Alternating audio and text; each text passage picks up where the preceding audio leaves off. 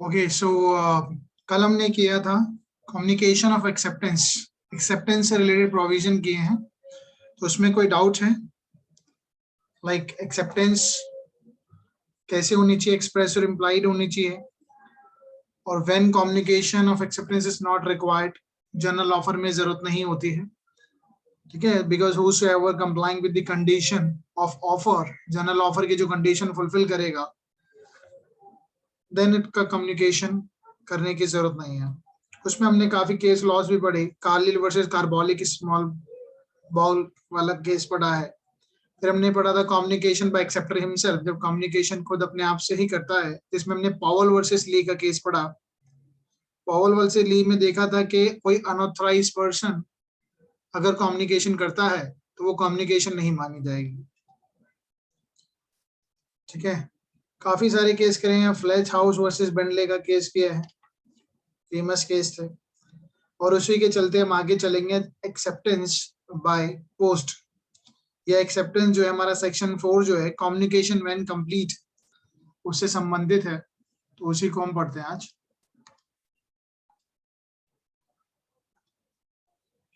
ठीक है, acceptance by post, यानी इससे पहले हम देख लेते हैं एक बार section 4।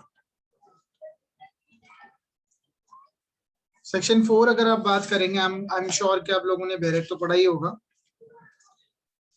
So I am audible to everyone? Yamini मेरी आवाज आ रही है? Yes, sir.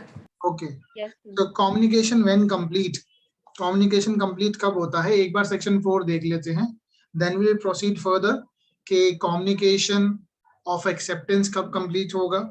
तो कम्युनिकेशन व्हेन कंप्लीट सेक्शन 4, एक बार डायरेक्ट देख लेते हैं, आप सबके पास डायरेक्ट होगा ही। कम्युनिकेशन व्हेन कंप्लीट, अब अगर आप डायरेक्ट देखेंगे तो लिखा है the communication proposal is complete when it's come to the knowledge, यानी प्रपोजल, प्रपोजल को हम ऑफर भी लिख सकते हैं। ऑफर का कम्युनिकेशन कब कंप्लीट होता है? मैंने आपको एक ऑफर या प्रपोजल दिया, ये कब कंप्लीट माना जाएगा? When it comes to the knowledge of the person to whom it is made, जब वो सामने वाले की नॉलेज में आ जाएगा। ठीक है, जब उसकी नॉलेज में आएगा जिसको मैंने प्रपोजल दिया है। कम्युनिकेशन ऑफ एक्सेप्टेंस, और अगर हम बात करें एक्सेप्टेंस की, communication of acceptance is complete as against the proposer, against the proposer when it put in the course of transmission to him as to be out of the power of the acceptor। जैसे ही देखो हमने एक बात करी थी, एक होता है ऑफरर, एक होता है ऑफरी, इसी को प्रपोजर और इसको प्रॉमिस ही बोल गए। ठीक है, तो जिसने ऑफर दिया है, एक्सेप्टेंस तो ये देगा ना, ये ए है ये बी है। नाउ इसने अगर कोई ए ने कोई ऑफर दिया बी को, now the B has to give a acceptance of it, तो बी को एक्सेप्टेंस देनी है। अब एक्सेप्टेंस से संबंधित क्या है, कई सारी चीजें जो हम आज पढ़ेंगे। देखो बैरेक्ट में तो थोड़ी सी टेक्निकल लैंग्वेज लिखी, लेकिन पहले इसको सिंपल तरीके से समझ लेते हैं, फिर बैरेक्ट को पढ़ लेंगे। अब ऑफरी जो है वो एक्सेप्टेंस कैसे देगा? या तो वो डायरेक्ट दे दे, उसी वक्त दे दे, या इनडायरेक्ट फॉर्म में होती है। ठीक है, या तो बेसिकली एक बात बताइए, हमारा जो एक्ट है ये 1872 का है। जब 1872 की बात करें तो क्या उस दौरान किसी ने सोचा होगा कि क्या, जैसे आज हम बात कर रहे हैं ऑनलाइन क्लासेस लेते हैं, क्या किसी ने सोचा होगा इतनी टेक्नोलॉजी आ जाएगी हम आमने सामने बैठकर बात कर पाएंगे, देख भी पाएंगे? I don't think so, nobody imagined that time। और ना ही टेलीफोन की बात थी उस वक्त। तो 1872 में सिर्फ पोस्ट से ही चीजें चलती थी। ठीक है, पोस्ट से। तो हमारे जो उस वक्त जो इसको ड्राफ्ट किया गया इंडियन कॉन्ट्रैक्ट एक्ट को, वो इसी चीज को ध्यान में रख के किया गया कि कहीं ना कहीं पोस्ट के जरिए ही ऑफर एंड एक्सेप्टेंस करेंगे। तो एक्सेप्टेंस ऑफ माय ऑफर, तो पहले क्या होते थे, indirect form, you can say call it as through the post, post के जरिए होती थी। अब पोस्ट ऐसा तो है नहीं, इंस्टेंटली तो जाएगा नहीं, इसको इंस्टेंट, ये इंस्टेंट हो गया, इसमें टाइम लगेगा। तो उस हिसाब से लॉ बनाए गए, उस हिसाब से लॉ ड्राफ्ट हुए, तो उसी बारे में हम पढ़ेंगे एक्सेप्टेंस कब कंप्लीट होती है। और डायरेक्ट है, डायरेक्ट इन द सेंस आप और मैं आमने सामने बैठे हैं, ओवर द फोन हो सकता है वो। अच्छा, टेलेक्स जो होती है, टेलेक्स मशीन, वो क्या होती है? अगर आपको किसी को पता है तो कोई बता सकता है? ये टेलेक्स बार बार टेलीग्राम जो होता है उसमें आप देखोगे तो मतलब ऑन द स्पॉट ही वहां पर आंसर है। सपोज मैंने आपसे कहा कि आप मुझसे 10,000 रुपए में ये पेन खरीदेंगे, आपने कहा यस, तो आप मुझे टेलेक्स से टेलीग्राफ कर देंगे इमीडिएटली, टेलीग्राफ, ठीक है, वो इमीडिएटली आ जाता है। उसमें क्या होता है, ऐसे डॉट डॉट करके कुछ चलता है, जैसे कंप्यूटर में टाइप कर रहा हूँ ना, इमीडिएटली मैं जैसे एंटर दूंगा आपके पास आ जाएगा, फिर आप वहां से यस लिखेंगे मेरे पास आ जाएगा। तो वो यूज होता है, आजकल तो बहुत कम है, बिकॉज या तो आप डायरेक्ट ही हो जाता है, अदरवाइज पोस्ट के जरिए तो आज भी ऑफर एंड एक्सेप्टेंस होता है। और आज के लेक्चर में हम काफी चीजें पढ़ेंगे, जैसे हम इसके बारे में भी बात करेंगे, टेंडर क्या होता है, ओपन टेंडर क्या होता है, स्टैंडिंग टेंडर क्या है, इंडेफिनेट टेंडर क्या है, तो वो सारी चीजें भी आज हम पढ़ेंगे, रिवोकेशन भी पढ़ लेंगे। सो पहले कम्युनिकेशन के बारे में बात कर लेते हैं, कम्युनिकेशन व्हेन कंप्लीट। तो एक्सेप्टेंस अगर हम जनरली बात करें, ए ने अगर ऑफर दिया तो जैसे ही ए का ऑफर बी की नॉलेज में अगर आ जाएगा, नॉलेज में बी को पता लग जाएगा हाँ जी कुछ ऑफर आया है मेरे पास, तो वो वहां पे कंप्लीट हो जाता है। लेकिन अगर बी की एक्सेप्टेंस, जब बी को अगर ऑफर एक्सेप्ट करना है, या तो वो डायरेक्ट ए को फोन कर दे, कैसे करेगा बी अपनी एक्सेप्टेंस कैसे करेगा, या तो फोन करके बता दे, क्योंकि ये पुराना टाइम था, उस वक्त तो फोन वगैरह नहीं थे, तो ये कैसे करेगा, पोस्ट के जरिए। तो हम दोनों एंगल को पढ़ेंगे, कम्युनिकेशन कंप्लीट कब होगी। तो बी ने अगर जैसे ही एक को फोन कर दिया कि हाँ ठीक है मैं आपसे 10,000 रुपए के जो आप पेन दे रहे हैं मैं लेने के लिए रेडी हूँ, जैसे ही वो सुनता है यस कि हाँ ठीक है रेडी है, उसी वक्त कॉन्ट्रैक्ट जो है एक्सेप्टेंस कंप्लीट हो जाती है। एक्सेप्टेंस कंप्लीट होगी तो कहीं ना कहीं वो कॉन्ट्रैक्ट बन जाता है उसी वक्त, जैसे यस सुनाई देता है over the phone. But controversy यहाँ पर आती है पोस्ट के फॉर्म में। पोस्ट के फॉर्म में क्यों? क्योंकि बी, अब ए ने लेटर लिखा, सपोज करो 1 जनवरी 2021 को लेटर लिखा, ये लेटर कम से कम 3 दिन तो लेगा ही बी तक पहुंचने में। ये लेटर बी के पास पहुंचता है, सपोज करते हैं बी के पास लेटर पहुंचा जो 1 तारीख को लिखा, 4 तारीख को पहुंचा, 4 जनवरी 2021 को। तो इसको नॉलेज में कब आया कि ए जो है अपना कोई भी कार बेचना चाहता है, इसने लेटर लिखा, ए ने लेटर लिखा बी को कि मैं अपनी कार बेचना चाहता हूं। बी के पास लेटर जो आया वो आया 4 तारीख को, तो इसकी नॉलेज में कब आया, 4 तारीख को। तो इस दिन communication when complete of offer, offer complete हुआ 4 तारीख को। अब 4 तारीख को ही अगर सपोज कीजिए ये जो बी है, बी ने कहा कि ठीक है मैं यस लिखता है, और इस यस को, अब इसके यस करने के 2 तरीके से, कि या तो ओवर दी फोन, आज की हम बात करें फोन पे कह देता है ठीक है, या ये क्या करेगा, या तो पोस्ट करेगा। और पुरानी बात करें तो पहले पोस्ट ही चलते थे, 1872 की बात करें काफी लंबे समय तक पोस्ट ही रहा। तो पोस्ट जिस दिन पोस्ट किया गया, इसने लेटर बॉक्स में जिस दिन ये लेटर डालेगा यस का, उस दिन एक्सेप्टेंस कंप्लीट हो जाएगी, एक्सेप्टेंस कंप्लीट हो जाएगी, ठीक है। जिस दिन बी जो है कार को परचेज करने का लेटर कंफर्म करके डालेगा, उस दिन एक्सेप्टेंस कंप्लीट हो जाएगी। ऐसा क्यों? क्योंकि अब एक्सेप्टेंस जो हुई है that is out of the power, उसमें अब ए कुछ नहीं कर पाएगा, बिकॉज बी ने ऑलरेडी एक्सेप्ट कर लिया है ऑफर को, ठीक है। तो यही लिखा है देखो, when it is put in the course of transmission to him, दोबारा पढ़िए डायरेक्ट को, the communication of acceptance is complete. Acceptance की बात करें, एक्सेप्टेंस तो ये देगा ना, who will give the acceptance, B. अब पढ़िए बेरेक को, the communication of acceptance is complete as again the proposer, proposer कुछ नहीं कर पाएगा, कब, when it is put in the course of transmission, जब इसको हमने ट्रांसमिशन भेजने के लिए डाल दिया है, to against the to him as to be out of the power of the acceptor, अब एक्सेप्टर कुछ नहीं कर पाएगा, ठीक है। यानी एक्सेप्टर ने पोस्ट में डाल दिया है, अब ऑफर तो कुछ कर ही नहीं सकता क्योंकि उसका ऑफर एक्सेप्ट हो गया है। लेकिन एक चीज और समझ लेते हैं यहाँ पर, जैसे इसमें पोस्ट में डाल दिया, अब ये 4 तारीख को पोस्ट में डाला, जिस दिन आया उसी दिन हमने पोस्ट पे डाल दिया सपोज, और ये जब उसने लेटर डाला, लेटर को पहुंचने में 4 दिन और लग गए, तो यहाँ पहुंचेगा, ए के पास लेटर पहुंचेगा 8/2021 को, 4 दिन तो लग ही जाते हैं ना लेटर को, 3-4 दिन लग जाते हैं। तो 8/1/2021 को ये लेटर बी से चलकर कंसेंट जो है, जो उसने अपनी एसेंट दी है, एक्सेप्टेंस दी है, वो 8 तारीख को जनवरी को यहाँ पहुंचेगा। अब ये जनवरी 8 तारीख को पहुंच रहा है। अब रिवोकेशन की बात भी थोड़ी सी कर लेता हूँ यहाँ पे। पहले रिवोकेशन से पहले देख लेते हैं, अब इसकी नॉलेज में कब आएगा, ए की नॉलेज में एक्सेप्टेंस कब आएगी, आप बताइए मुझे। ए की नॉलेज में एक्सेप्टेंस आएगी 8 तारीख को, ठीक है। ये तो इसकी नॉलेज में 8 तारीख को आएगा। ये ऑफर कब एक्सेप्ट कर चुका है, 4 तारीख को। तो 4 और 8 यानी 4 दिन के बीच में, 4 डेज के बीच में, अगर बी चाहे तो इस लेटर के पहुंचने से पहले, इस लेटर के पहुंचने से पहले 8 तारीख से पहले चाहे तो बी अपनी एक्सेप्टेंस को रिवोक कर सकता है। दोबारा मैं बोल रहा हूं, 4 तारीख को अगर इन लेटर पोस्ट किया है, लेटर पहुंचेगा 8 तारीख को, और बी चाहे तो इस लेटर को रिवोक कर सकता है, इस लेटर के पहुंचने से पहले अपनी एक्सेप्टेंस को रिवोक कर सकता है। यानी कहने का मतलब ये है कि यहाँ पर बी के पास still he would be having 4 days to revoke his acceptance, अपनी एक्सेप्टेंस को रिवोक कर सकता है। ठीक है, ये क्लियर है ये वाली बात? हाँ जी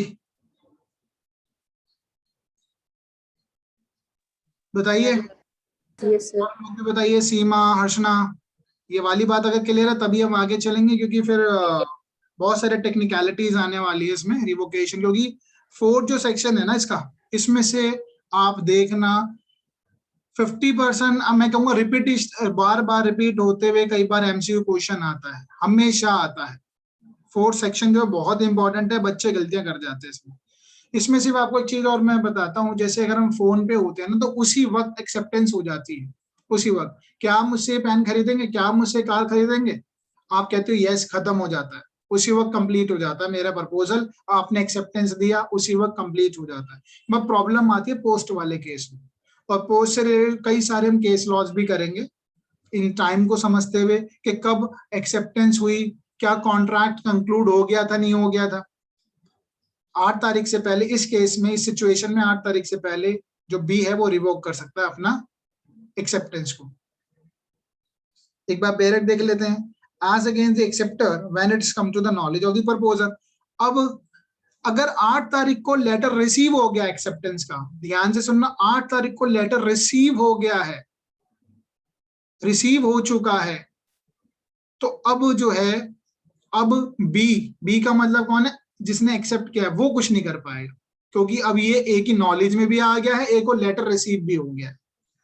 ठीक है, देखो अब क्या लिखा है, as against the acceptor when it is come to the knowledge of the proposer, when it is come to the knowledge of the proposer, यानी अब नॉलेज उसकी नॉलेज में आ गया, किसकी नॉलेज में, ए की नॉलेज में आ चुका है कि बी जो है मेरी कार का ऑफर जो मैंने इसको दिया था एक्सेप्ट कर चुका है, लेटर में उसने भेज भी दिया है, तो लेटर भी रिसीव हो गया और उसकी नॉलेज में भी आ गया। ठीक है, अब इसमें कई सारी प्रॉब्लम आती है। देखो फोन पे बात कर रहे हैं, बहुत सिंपल है, मैंने कहा आप मेरी कार खरीदेंगे, आपने कहा यस, खत्म, वहीं पे एक्सेप्टेंस हो गई, आपने कहा यस, वही खत्म। अब इसमें कई सारे टेक्निकलिटीज हम पढ़ेंगे जो धीरे धीरे केस लॉ से समझ में आएगी। सपोज करो बीच में डिस्टर्बेंस आ गई, कॉल ड्रॉप हो जाती है, लाइन डिस्कनेक्ट हो जाती है, तब क्या होगा? ठीक है, तब क्या होगा, तो मुझे दोबारा आपको अपना ऑफर बताना पड़ेगा। यही केस, यही बात एक लीडिंग केस में, भगवान दास के केस में कही गई है। ठीक है, क्योंकि उसमें भी ये सारी चर्चा की गई है कि उस टाइम फोन तो नहीं थे, उस वक्त जो लोगों ने सोच के लॉ बनाया, उस वक्त फोन नहीं थे, टेक्नोलॉजी नहीं थी, पोस्ट थी, तो उस सिचुएशन में क्या होगा, वो सारी बातें करी हुई है जस्टिस डेनिंग ने, जस्टिस शाह ने। आज हम उसके बारे में बात करेंगे, माइनॉरिटी मेजोरिटी व्यू भी देखेंगे। अगर आप देखेंगे सेक्शन 4 में ही नीचे लिखा है, communication of revocation is complete. Revocation कब कंप्लीट होती है?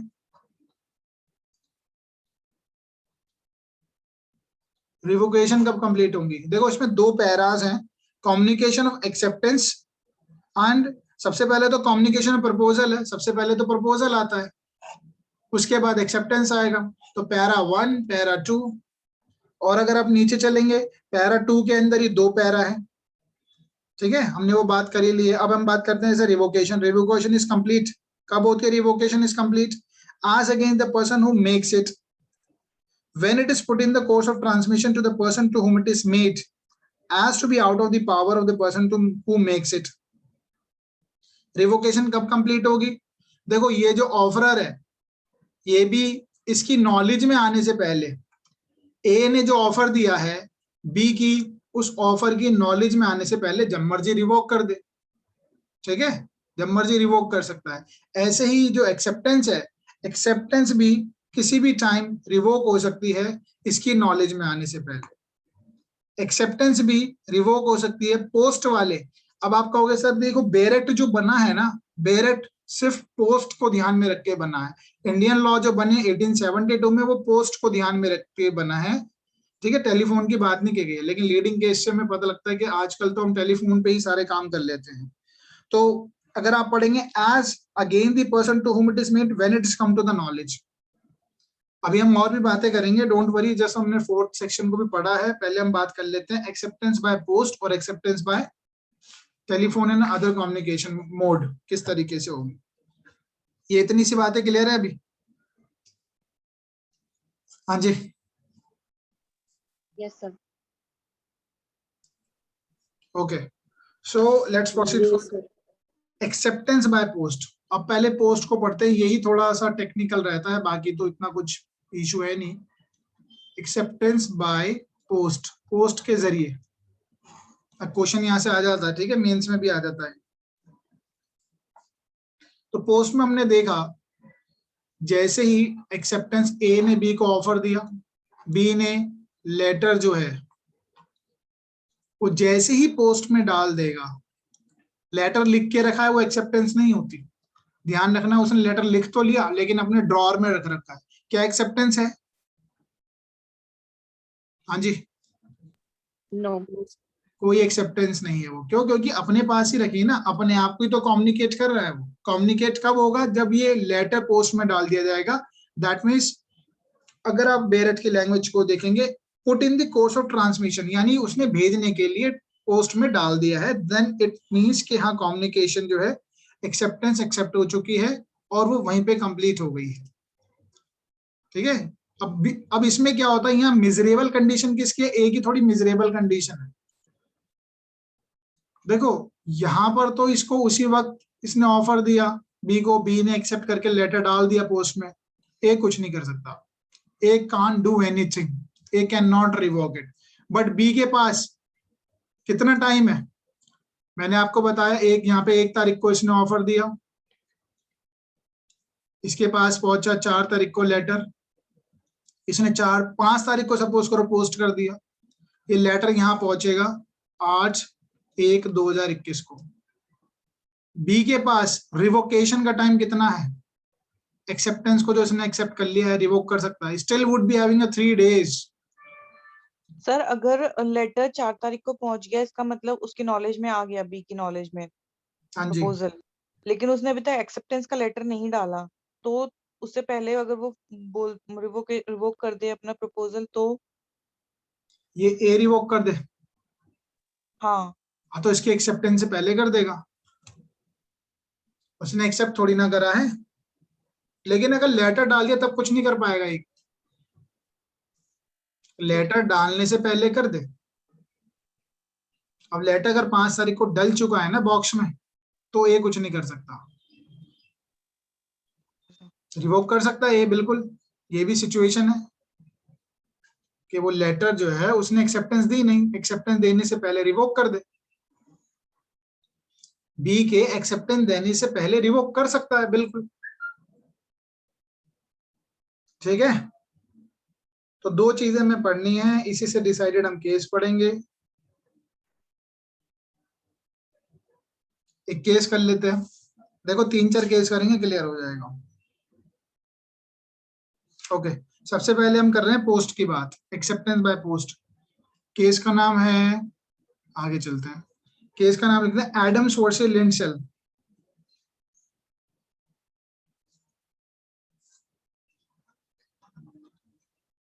एडम्स वर्सेस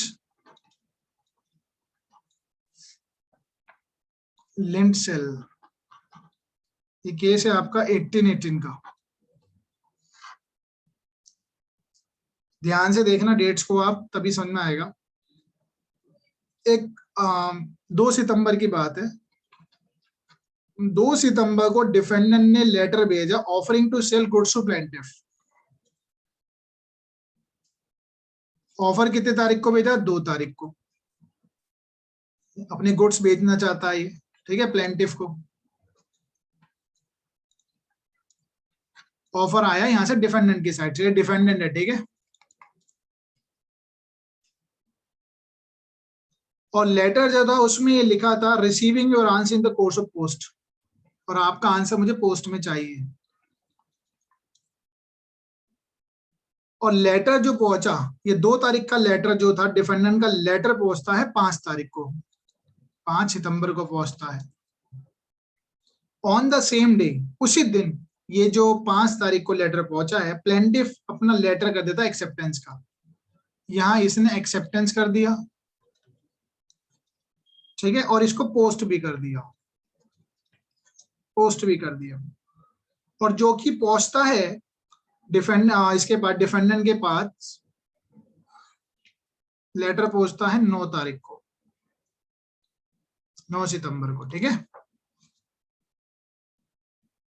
और defendant had sold the goods on 8, defendant जो है, ये डिफेंडेंट कौन है? ये है, ये ऑलरेडी 8 तारीख को, 8 सितंबर को किसी और को, थर्ड पर्सन को गुड्स जो है बेच चुका था, गुड्स किसी और को बेच चुका था, ठीक है, 8 तारीख को ही बेच चुका था। अब आप मुझे बताइए, क्या ये कॉन्ट्रैक्ट हुआ इसके, क्या ये कॉन्ट्रैक्ट हुआ इसके और इसके बीच में? Yes sir. बताइए जरा जल्दी से, अगर हुआ तो क्या हुआ? यस सर, क्योंकि उसने मैं सबसे पूछूंगा, बिकॉज आई वांट कि ये चीज क्लियर होनी चाहिए सबको। अगर ये क्लियर नहीं होगी तो प्रॉब्लम होगी। चलो पहले जल्दी से क्विकली श्रेष्ठ आप बताइए।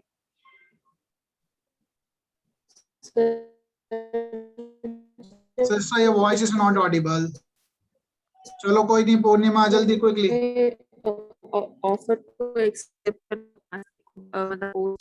Your voice is not audible. कोई बात नहीं, थोड़ी देर में आप देखना, नेटवर्क इशू हो सकता है। चलो बताइए अर्चना। सर मुझे ये समझ में नहीं आया, जो एक्सेप्टेंस का पोस्ट उसने भेजा है वो 9 तारीख को भेजा। अरे आप इसको बोर्ड पे साफ नजर नहीं आ रहा आपको? ये देखो 5 तारीख को उसने एक्सेप्टेंस ले ली, लिख दी ना यहाँ पे, 5 तारीख को भेज दिया, उसी दिन एक्सेप्ट कर लिया, 9 तारीख को पहुंचा है यहाँ पर। अच्छा पहुंचा, ठीक है सर, ये तो फिर हो जाएगा ना सर, क्योंकि उसने इन द कोर्स ऑफ ट्रांसमिशन में डाल दिया तो हाँ जी, कॉन्ट्रैक्ट कंप्लीट हो जाएगा। जिस दिन इसने एक्सेप्टेंस ले ली उसी दिन कॉन्ट्रैक्ट कंप्लीट, पोस्ट में डाल दिया इसी दिन कंप्लीट। लेटर 9 तारीख को पहुंचा, 9 से पहले 8 तारीख को किसी और को बेच चुका है। तो क्या अगर प्लेंटिफ क्लेम करे, डैमेजेस मांगे, कुछ भी मांगे, whether the plaintiff is entitled to get damages और व्हाटसोएवर?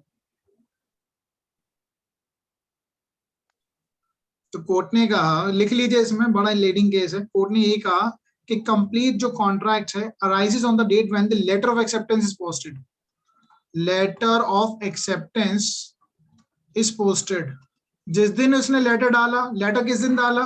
5 तारीख को डाल दिया ना, 5 सितंबर को, उसी दिन कॉन्ट्रैक्ट खत्म, उसी दिन कंक्लूड हो गया, ठीक है। Thus there is a binding contract between the parties। इसका मतलब इनके ए के और बी के बीच में कॉन्ट्रैक्ट बन चुका था। He could not sell, वो क्या नाम है, 8 तारीख को किसी और को गुड्स बेच चुका है। कॉन्ट्रैक्ट तो पहले ही हो चुका है ना, पोस्ट में डाल चुका हूं। तो पोस्ट वाली सिचुएशन में थोड़ी सी सिचुएशन वर्स्ट सी होती है। आप देख रहे होंगे उसको पता भी नहीं है, अभी लेटर आया भी नहीं है, तब भी वो बाउंड है। ये प्रॉब्लम है। आपको समझ में आई ये बात? हाँ जी जल्दी बताइए, come on Yamini. Yes sir. इसलिए मैंने एक वर्ड यूज किया था, मिजरेबल कंडीशन। जो ऑफर देता है वो मिजरेबल कंडीशन में रहता है। उस बंदे को पता भी नहीं है, लेटर आया भी नहीं है, नॉलेज में भी नहीं आया, तब भी वो बाउंड है। क्यों? क्योंकि वो आपका सामने वाला इंसान लेटर को पोस्ट कर चुका है। अगर खो जाए तो भी बाउंड है। ये तो चलो 9 तारीख को पहुंच गया, अगर ये 50 कोई भी 20 तारीख को पहुंचता तो भी बाउंड होता वो। ये मिजरेबल कंडीशन होती है यहाँ पर किसकी, जो ऑफर देता है। एम आई राइट और रॉन्ग, बताइए जरा क्विकली। Yes, sir. ये कॉन्ट्रैक्ट बाइंडिंग है। एक केस और करते हैं, बड़ा लीडिंग केस रहेगा। ये भी डेटों का खेल है, डेटों से 2-3 केस समझ लेंगे तो समझ आ जाएगा। नोट कर लीजिए केस को पहले जल्दी से।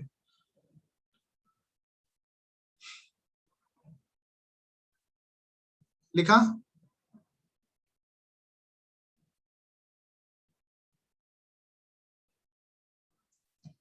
हो गया? ओके, नेक्स्ट केस करते हैं। मैसर्स जेके एंटरप्राइजेस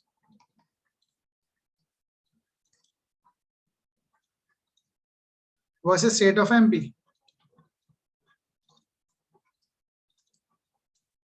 ईयर है 1997।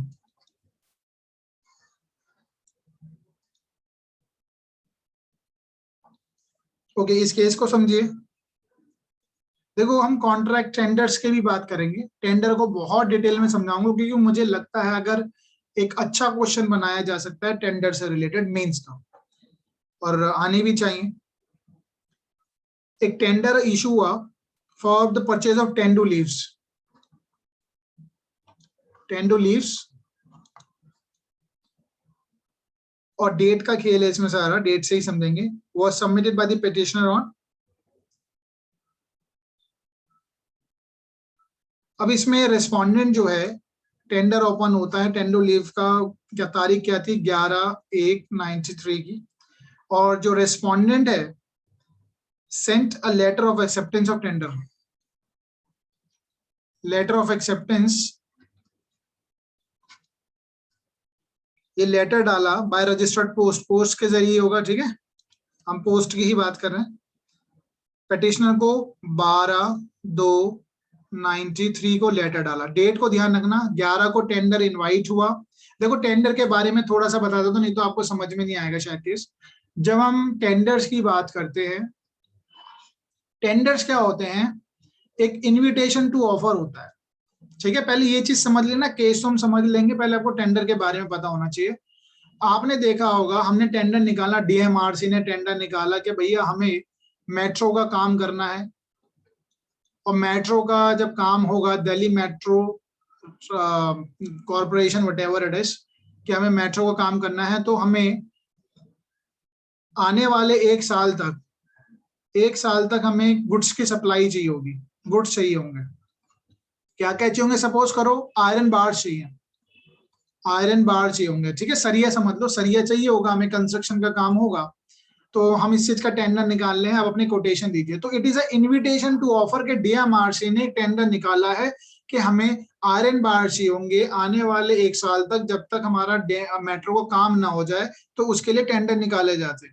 जब टेंडर निकाले गए आयरन बार के, तो कई लोग थे, जैसे हर्षना की कंपनी थी, हर्षना ने कंपनी ने क्या किया, इस इनविटेशन टू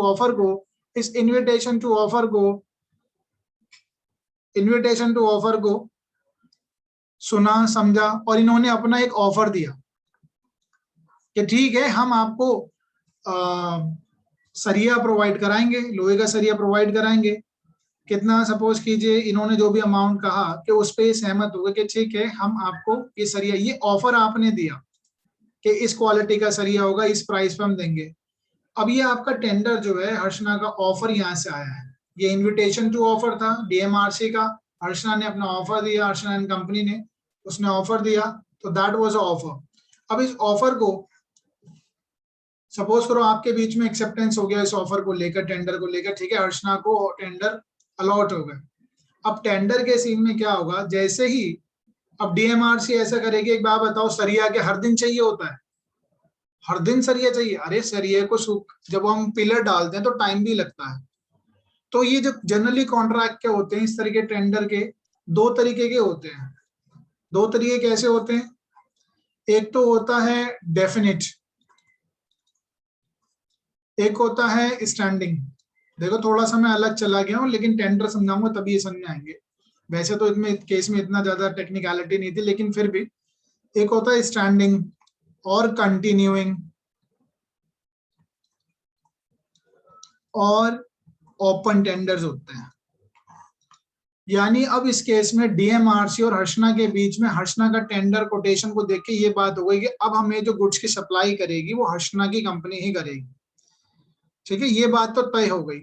यानी 1 साल तक के लिए हमें जो भी गुड्स चाहिए होंगे, जो भी आयरन बार चाहिए होंगे, वो हर्षना की कंपनी प्रोवाइड करेगी। ये बात क्लियर हो गई डीएमआरसी और हर्षना एंड कंपनी के बीच।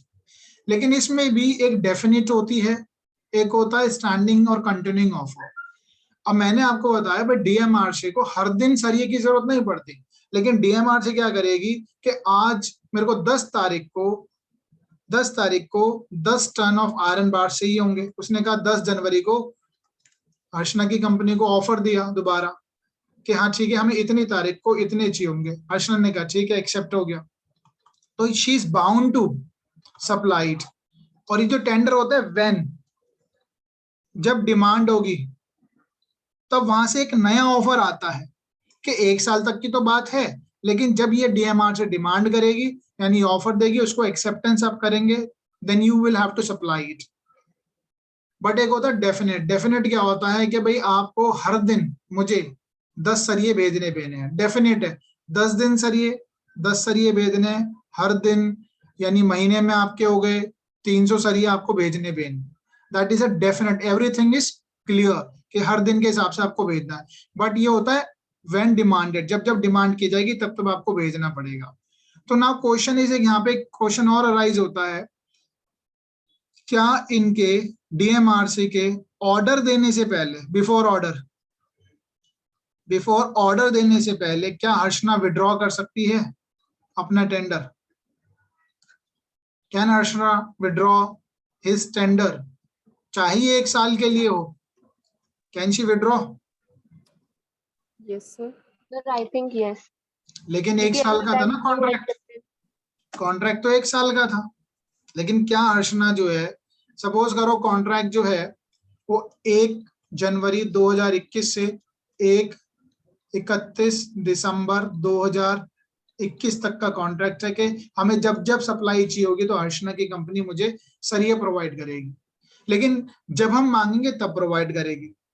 तो क्या इस दौरान 1 जनवरी से 31 जनवरी के बीच में हर्षना की कंपनी क्या अपने इस कॉन्ट्रैक्ट को या इस जो इनके बीच में कॉन्ट्रैक्ट हुआ इसको रिवोक कर सकती है? सर आई थिंक नहीं कर सकते ना। अब इसमें यही चीज समझने वाली हो तो कि टेंडर के केस में व्हेन डिमांड, तब गुड सप्लाई करोगे ना आप। डीएमआर से जब मांगेगी, माना 1 साल का कॉन्ट्रैक्ट है, लेकिन जब डीएमआर से डिमांड करेगी तब आप सप्लाई करोगे। दैट मीन्स अगर उसने डिमांड नहीं करी ना, डिमांड उसने अगर नहीं करी तो आप किसी भी टाइम विड्रॉ कर सकते हैं अपना tender. You having a liberty to withdraw. और ऐसे ही डीएमआर से भी विड्रॉ कर सकती है, विड्रॉ कर सकते हैं। बट अगर इसने कह दिया है कि आप मुझे 10 तारीख को दे देना, then you are bound, then it would be contract. ठीक है, क्योंकि आपने तो ऑफर दे ही रखा है। अब डीएमआरसी को आपसे ये कहना है कि भाई हाँ मेरे को इतना आज दे दीजिए, तो that is already been accepted. But उस डेट से पहले, इसके ऑर्डर प्लेस करने से पहले, डीएमआरसी के ऑर्डर प्लेस करने से पहले यू कैन विड्रॉ। आप कह सकते हैं हम नहीं प्रोवाइड करवा पा रहे, आप विड्रॉ कर लीजिए। अभी मैं केस लॉस कराऊंगा, इस पे ही है सारा चर्चा। टेंडर आज थोड़ा सा डिटेल में हम जाएंगे, लेकिन ये बीच में एक दो टेंडर वर्ड देख लिया हम कहां से कहां पहुंच गए। लेकिन आने वाले जो केस लॉज है, 4-5 केस लॉ, वो पूरे कंप्लीट हो जाएंगे टेंडर की वजह से। थोड़ा टेक्निकल है टेंडर, ठीक है। तो ये यहाँ पे क्या होता है, इन दोनों में डिफरेंस भी मैं बता दूंगा। दोनों में क्या, स्टैंडिंग और कंटिन्यूइंग ऑफ, ये जो ऑफर होते हैं इसमें जब जब चीजों की जरूरत पड़ेगी तब तब आप सप्लाई करेंगे। जरूरत नहीं है, जिस वक्त जरूरत नहीं है, हर्षना कंपनी जो है वो मना कर सकती है, हम रिवोक कर रहे हैं कॉन्ट्रैक्ट क्योंकि हमारे पास फ्यूचर में सप्लाई नहीं आने वाली। You can revoke it. Now the DMRC can not compel, वो आपको कंपेल नहीं कर सकती भाई सप्लाई करो, आपने तो मेरे से 1 साल का कॉन्ट्रैक्ट किया है, कॉन्ट्रैक्ट है 1 साल का। बट जब जब जरूरत पड़ेगी आप मांगेंगे, मुझसे ही मांगेंगे, ठीक है। क्योंकि देखो आपके पास घर पे दूध वाला आता है, दूध देने आता, लेने जाते हो मार्केट में, ज्यादातर लोग अपने घर पे ही मंगा लेते हैं दूध डेली आना, क्या आप उसे डेली कहते हो कि भैया कल भी दूध लियो परसों भी लियो, लेकिन आपका एक कॉन्ट्रैक्ट हुआ हुआ उससे कि भैया दूध देता रहियो हमें जब तक हम मना ना करें, तो वो आपको डेली दूध लाता है। लेकिन जब सपोज आप वैष्णो देवी जा रहे हो, टूर पे जा रहे हो, मना कर देते हो कि आज मत लाना, तो you can revoke any time, आप मना भी कर सकते हैं। ठीक है, तो इसी तरीके से टेंडर होता है, स्टैंडिंग ऑफर हो गया एक तरीके का। ठीक है, अब एक केस पे आ जाते हैं दोबारा से, थोड़ा सा हम डिटेल में चलेगा, टेंडर में भी इसको दोबारा पढ़ेंगे, आज के ही लेक्चर में पढ़ेंगे। ठीक है, तो ये जो केस था JK enterprises versus state of MP, एक सेकंड यहीं पे कोशिश कर लेते हैं।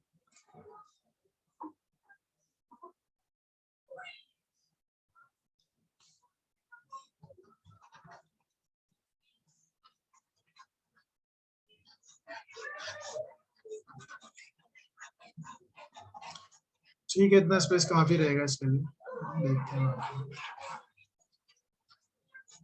ओके,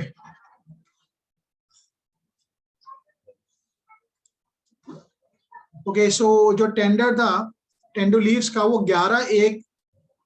11 जनवरी 93 को ओपन हुआ, और जो लेटर ऑफ एक्सेप्टेंसी वो 12/2 को पोस्ट कर दी गई। अब जब पोस्ट कर दी गई, ये लेटर जो था, ये जो लेटर था ये कंपनी के पास कभी पहुंचा ही नहीं, नेवर रीच्ड। ठीक है, अब वो क्यों नहीं पहुंचा? क्योंकि इनकम्प्लीट पिटिशनर एड्रेस, एड्रेस जो था वो गलत था, एड्रेस ही गलत था। और एड्रेस गलत किसने प्रोवाइड करा था? कंपनी ने, कंपनी का एड्रेस गलत। Any purported to withdraw is offer by the fax, और ये जो कंपनी थी इसने अपना जो टेंडर था वो विड्रॉ भी कर लिया था 3 मार्च 93 को। देखो लेटर पोस्ट कब हुआ, आप मुझे बताइए, लेटर कब पोस्ट हुआ? 12 फरवरी को। लेटर पहुंचा ही नहीं, और लेटर के पहुंचा या नहीं पहुंचा ये तो डिस्प्यूटेड है। अब 3 मार्च को ये जो कंपनी है जेके एंटरप्राइजेस, वो ऑलरेडी अपना जो कॉन्ट्रैक्ट है वो विड्रॉ कर चुकी थी। ये जो टेंडर लीव्स का जो ऑफर था, टेंडर विड्रॉ हो चुका है। ठीक है, अब आप मुझे बताइए क्या इनके बीच में कॉन्ट्रैक्ट हुआ या नहीं हुआ? सर हुआ। लेटर तो खो गया, लेटर कभी पहुंचा ही नहीं। बताइए आप मुझे। अगर लेटर कोर्स ऑफ ट्रांसमिशन में डाल दिया तो वो उस एक्सेप्टेंस का लेटर डाल दिया तो उसी दिन कॉन्ट्रैक्ट कंप्लीट हो जाएगा। अच्छा एक बात बताओ, ये एड्रेस तो गलत था, एड्रेस लेटर तो कोई पहुंचेगा ही नहीं। तो कंपनी ने अपना जो टेंडर था जो भी दे रही थी वो 3 मार्च को 93 को विड्रॉ कर लिया, रिवोक कर लिया। हाँ जी, क्वेश्चन यहाँ पर क्या है कि जो इन्होंने लेटर पोस्ट कर दिया, क्या वो गलत एड्रेस पे पोस्ट कर दिया? और एड्रेस जो प्रोवाइडेड था वो जिसने टेंडर इशू किए थे उन्होंने वही एड्रेस प्रोवाइड किया था। तो टेक्निकलिटी यहाँ पर ये देखनी थी, इस केस का जो प्राइमरी कंसर्न है वो फैक्ट्स ज्यादा इसके रीजनिंग पर है।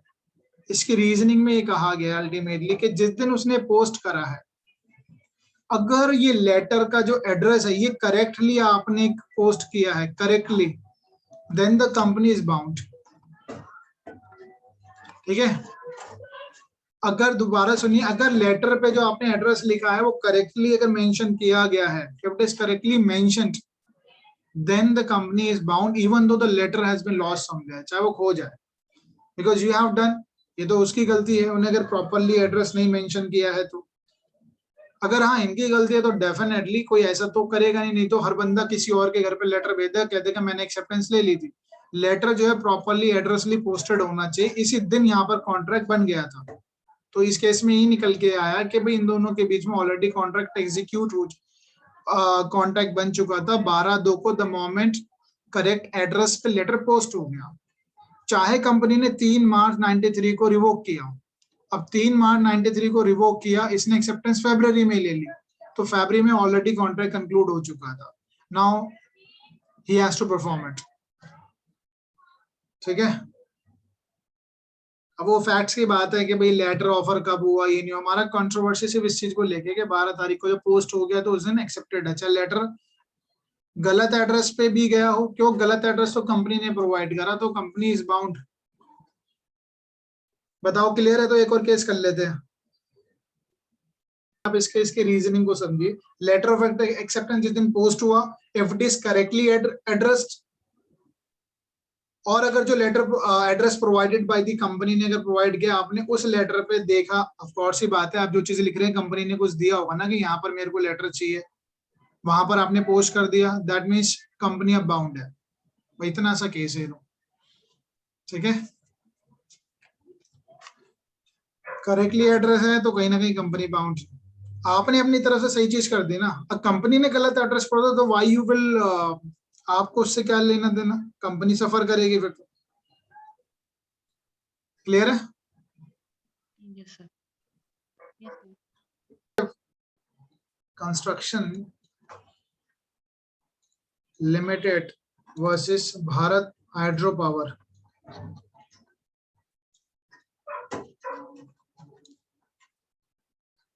Bharat hydro power corporation limited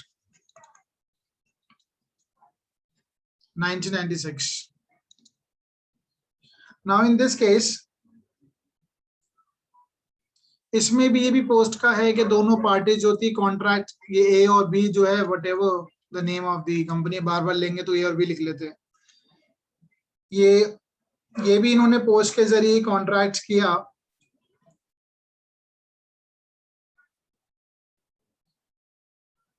अब इसमें आप मेरे को ये बताना है कि कॉन्ट्रैक्ट कहाँ पर हुआ। थोड़े से मैं फैक्ट्स इसलिए पढ़ूंगा कि इस केस से आपको ये प्लेस ऑफ कॉन्ट्रैक्ट कहाँ कंक्लूड हुआ है वो समझ में आता है।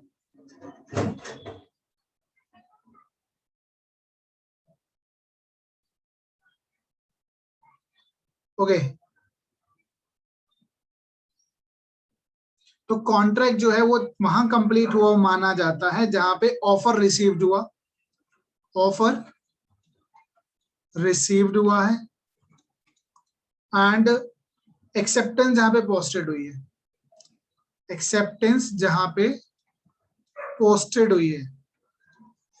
अब ए ने ऑफर कहीं पे भी दिया हो, ऑफर रिसीव कहाँ हुआ है, बी के प्लेस पे, और एक्सेप्टेंस कहाँ ये है, बी के प्लेस पे। ये चीज इस केस में हमने समझना है।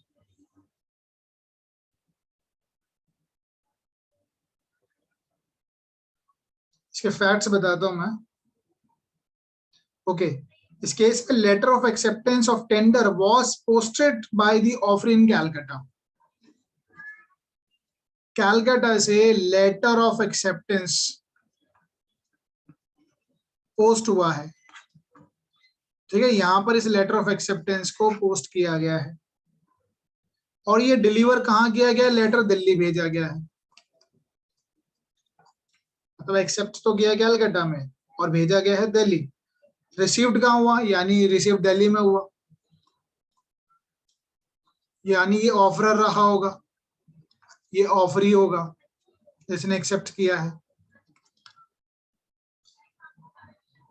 हेल दैट, अब आप मुझे बताइए,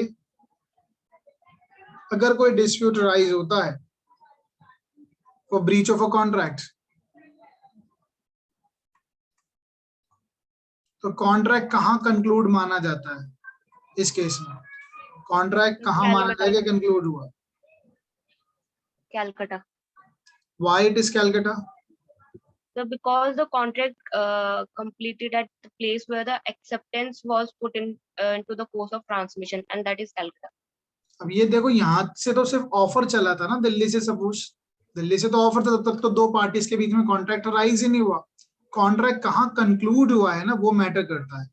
कॉन्ट्रैक्ट कंक्लूड हुआ the moment the company put it a letter of acceptance in the post box. जैसे ही पोस्ट बॉक्स में हुआ, that was a place Calcutta, वो कैलकाटा में पोस्ट हुआ, अब पहुंचेगा Delhi, and therefore in this case it was held the contract was concluded in the state of Calcutta, and therefore the Delhi courts jurisdiction नहीं बनता इनका, इनका ज्यूरिसडिक्शन नहीं बनता। ज्यूरिसडिक्शन यहाँ बनेगा जहाँ पे कॉन्ट्रैक्ट कंक्लूड हुआ है। ठीक है, यहाँ माना गया कि कॉन्ट्रैक्ट यहाँ कंक्लूड हुआ है, तो therefore the Delhi court lack the jurisdiction the suit for the damage for the breach of contract. तो कॉन्ट्रैक्ट का अगर ब्रीच हुआ है तो कलकत्ता में डलेगा। इसके अलावा जब हम सीपीसी पढ़ेंगे तो और भी चीजें देखेंगे, ठीक है, कॉन्ट्रैक्ट के केस में कहाँ पर होता है, बट इस केस में यहाँ पे ये केस इसलिए इंपॉर्टेंस रखता है क्योंकि हम बात कर रहे हैं कॉन्ट्रैक्ट कहाँ कंक्लूड हुआ। यहाँ पे कॉन्ट्रैक्ट कंक्लूड हो गया द मोमेंट एक्सेप्टेंस हुई, जैसे लेटर में डाल दिया, लेटर डाल दिया बॉक्स में, वहां पे कंक्लूड हो जाता है कॉन्ट्रैक्ट। ठीक है,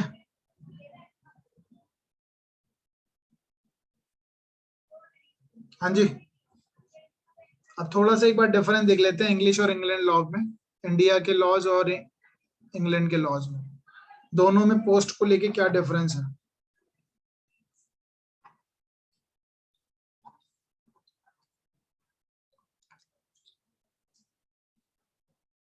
देखो, अगर इंग्लैंड की बात करें ना, ऑफरर एंड एक्सेप्टर दोनों बाउंड हो जाते हैं कब, when the letter of acceptance posted, जैसे ही पोस्ट कर दी जाएगी इंग्लैंड में, और ये इररेवोकेबल हो जाता है, इसको रिवोक नहीं किया जा सकता। ये इररेवोकेबल पे ही डिफरेंस नजर आता है, बाकी और जगह डिफरेंस नजर नहीं आएगा इंडिया में। देखो आप मुझे बताइए, इंग्लैंड के अंदर ऑफरर ने ऑफर दिया और एक्सेप्टर ने एक्सेप्ट किया, जैसे एक्सेप्ट कर लेता है तो इंडिया की कंडीशन बताइए मुझे आप पहले। ये ऑफरर है, ये एक्सेप्टर है। यहाँ पे अगर ये पोस्ट की बात करें तो जब तक ये, जब लेटर हम ये पोस्ट करते हैं तब तो एक्सेप्टेंस कंप्लीट हो जाती है, but can a acceptor revoke, क्या ये रिवोक कर सकता है? बिल्कुल कर सकता है, जब तक वो Yes. यहाँ ना पहुंच जाए। बट यहाँ पे इंग्लैंड में नहीं है। इंग्लैंड में जिस वक्त एक्सेप्टर ने पोस्ट कर दिया ना, तो एक्सेप्टर भी बाउंड है, एक्सेप्टर भी बाउंड है, ही कैन नॉट रिवोक, इररेवोकेबल हो जाता है। बट इंडिया में ये रिवोकेबल है टिल द टाइम जब तक ये यहाँ पे ना पहुंचे, ऑफरर के पास ना पहुंचे। ये बात समझ में आई? हाँ जी। Yes, sir. Sir, in other words, ऐसे भी कह सकते हैं कि in India, acceptor can revoke the contract even after formation of the contract. हाँ जी, कॉन्ट्रैक्ट करने के बाद भी, बट देखो उसको है ना, एक्सेप्टेंस वर्ड यूज करो, कॉन्ट्रैक्ट मत बोलो उसको। एक्सेप्टेंस को, अपनी एक्सेप्टेंस को रिवोक कर सकता है, ठीक है यामिनी? Yes, please. कॉन्ट्रैक्ट बोलते हैं थोड़ा से और हम आगे चले जाते हैं ना, एक स्टेप और ऐड करें, वैसे ऑफ कोर्स ही बात है, जैसे एक्सेप्ट हो जाता है वो कॉन्ट्रैक्ट बन जाता है, पर बेटर टर्म होगा एक्सेप्टेंस को वो रिवोक कर सकता है, बट यहाँ वो रिवोक नहीं कर सकता। ये वाली बात सबको क्लियर है क्या, दोनों में क्या डिफरेंस है? Yes, sir. सर यहाँ पे इंडिया में ऑफरर भी तो अपने ऑफर को रिवोक कर सकता है फिर। हम एक्सेप्टेंस किसकी बात कर रहे हैं, हम ऑफरर की बात नहीं कर रहे हैं, हम एक्सेप्टेंस की बात कर रहे हैं। एक्सेप्टेंस रिवोक कर सकता है, यहाँ पे भी कर सकता है ऑफरर, तो रिवोक यहाँ पे भी कर सकता है, वो तो दोनों की सेम कंडीशन है। बट हम मिजरेबल की किसकी बात कर रहे थे कि ऑफरर कहीं ना कहीं कमजोर परिस्थिति में आता है इंडिया में। इंग्लैंड में दोनों की परिस्थिति सेम है, जैसी पोस्ट कर दिया दोनों बाउंड है। यहाँ पर पोस्ट तो कर दिया लेकिन एक्सेप्टर बाउंड नहीं है। एक्सेप्टर कब बाउंड होगा, जब ये इसके पास लेटर पहुंचेगा। हाँ जी हर्षना बताइए, क्लियर है? Yes sir. यही सबसे डिफिकल्ट होता है पूरे कॉन्ट्रैक्ट में, सबसे डिफिकल्ट पॉइंट यही वाला पार्ट है, बाकी कुछ भी नहीं है कॉन्ट्रैक्ट में। ये समझ में आ गया आपको? Yes, sir. जिसको ये समझ में आ जाएगा वो समझ लो कॉन्ट्रैक्ट समझ में आ गया, क्योंकि मेरे हिसाब से तो सिर्फ इससे ज्यादा कोई डिफिकल्ट टॉपिक था नहीं, बाकी तो बहुत ही सिंपल है कॉन्ट्रैक्ट। ओके, अब हम बात कर लेते हैं पोस्ट का। पोस्ट का तो खत्म हो गया, हम बात करते हैं टेलीफोन का। बाकी आप बताइए, क्या नाम है, श्रेष्ठ आपको समझ में आया सारा? सीमा? Yes, sir. Yes, sir. देखो टेलीफोन, और अब बात करेंगे टेलेक्स या टेलीग्राम। टेलीफोन पे जो कॉन्ट्रैक्ट जो होता है, यानी एक्सेप्टेंस जो होती है, वो डायरेक्ट के फॉर्म में कही जाती है, डायरेक्ट है। भाई आप और मैं सुन रहे हैं, आप और मैं देख रहे हैं, क्या आप मेरी गाड़ी खरीदेंगे? ये 2 लाख की गाड़ी खरीदेंगे आप मेरी कार? बताइए अर्चना, रेडी हो खरीदने के लिए क्या?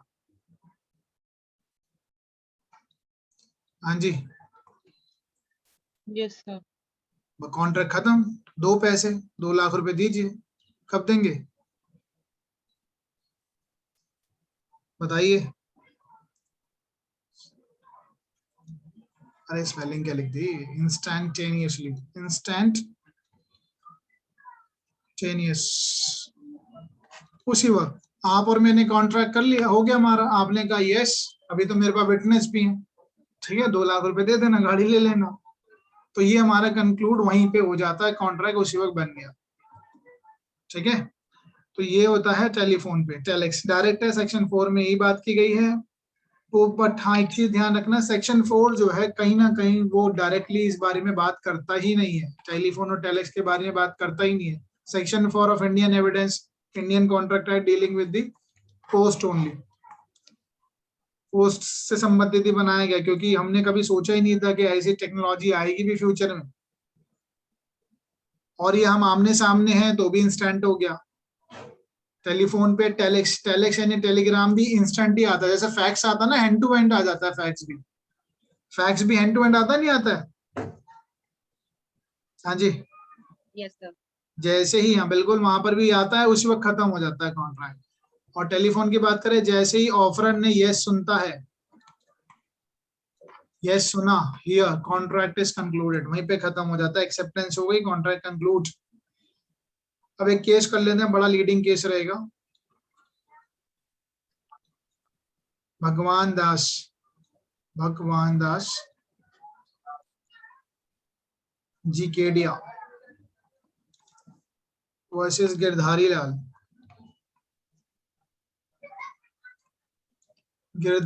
लाल एंड कंपनी, 1966।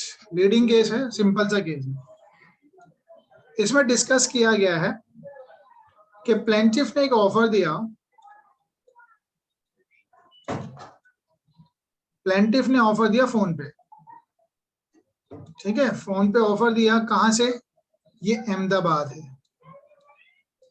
अहमदाबाद, और ऑफर कहां दिया,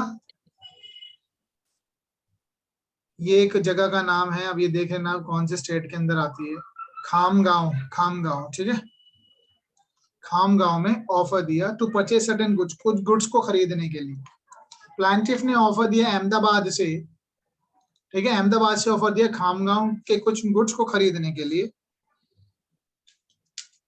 और उसके बाद डिफेंडेंट ने ऑफर एक्सेप्ट कर लिया, डिफेंडेंट है, सिंपल सा केस है, डिफेंडेंट ऑफर एक्सेप्ट भी कर लिया इसने। Now the question is, contract कहां कंक्लूड हुआ, कॉन्ट्रैक्ट कहां बना, क्या वो खामगांव में बना या अहमदाबाद में बना, बताइए। में अगर कोई डिस्प्यूट राइज होगा तो कौन सा कोर्ट का जुरिडिक्शन आएगा, सर खामगांव, जहाँ पर ये कम्युनिकेशन ऑफ एक्सेप्टेंस जहाँ पे रिसीव हुआ। हाँ जी, जहां रिसीव हुआ। अच्छा एक बात बताओ ना, सीधा सीधा बताइए, केस समझ में आ गया होगा आपको, अहमदाबाद है या खामगांव, खामगांव, खामगांव, खामगांव से तो यस आया, सुनाई का दिया अहमदाबाद, बताइए, सोचिए, अहमदाबाद में बना। इसी चीज को हमने डिसाइड करना है, ठीक है।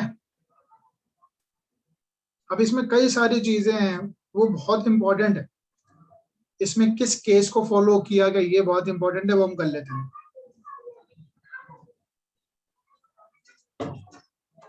ओके,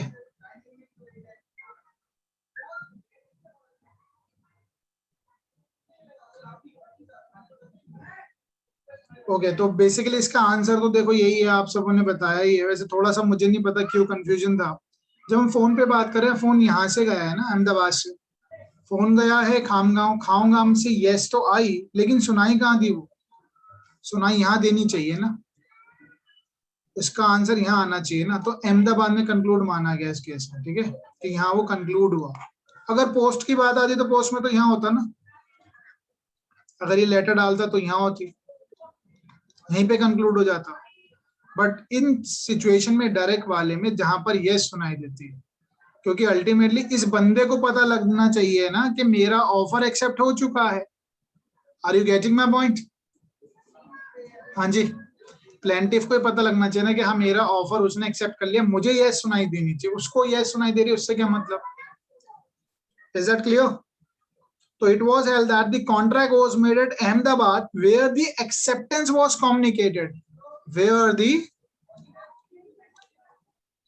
acceptance was communicated, जहां पे acceptance I. Is that clear?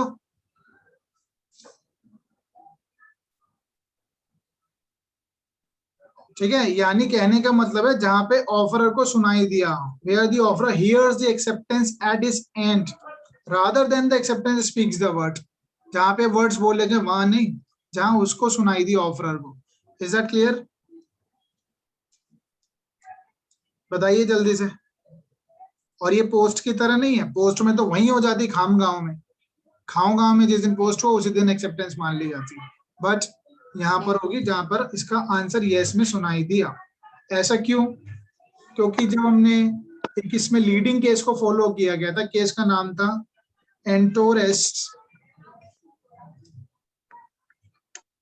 एंटोरस limited versus miles for. ये केस लीडिंग रहेगा तो इसको ध्यान से रखना चाहिए याद, क्योंकि ये जो हमारा भगवान दास केडिया केस है इसी को फॉलो किया जाता है. माइल्स फॉर ईस्ट कॉर्पोरेशन 1955, इस केस को फॉलो किया गया है. भगवान दास है कौन से ईयर का? 1966. ये कौन से ईयर का? 95. तो ये इंग्लिश केस को ही फॉलो किया गया था भगवान दास केडिया में. और क्योंकि इसमें हुआ क्या था, लंदन से एक फैक्स किया गया, एंटोरस की बात कर रहा हूं, लंदन से कॉन्ट्रैक्ट किया गया हॉलैंड में. ठीक है, offer was made from London, London से ऑफर आया और टेलेक्स मशीन जो थी हॉलैंड किया गया, हॉलैंड. नोटिफिकेशन इनके नंबर पर आता है, ये देख के बताएंगे, घर पे नहीं है अभी. And it was duly accepted through the telex. Telex में इसको एक्सेप्ट किया गया. Kindly mute your mic. तो अब इस केस में हुआ क्या, कहाँ पे कंक्लूड माना जाएगा? और टेलेक्स कैसा मेथड है?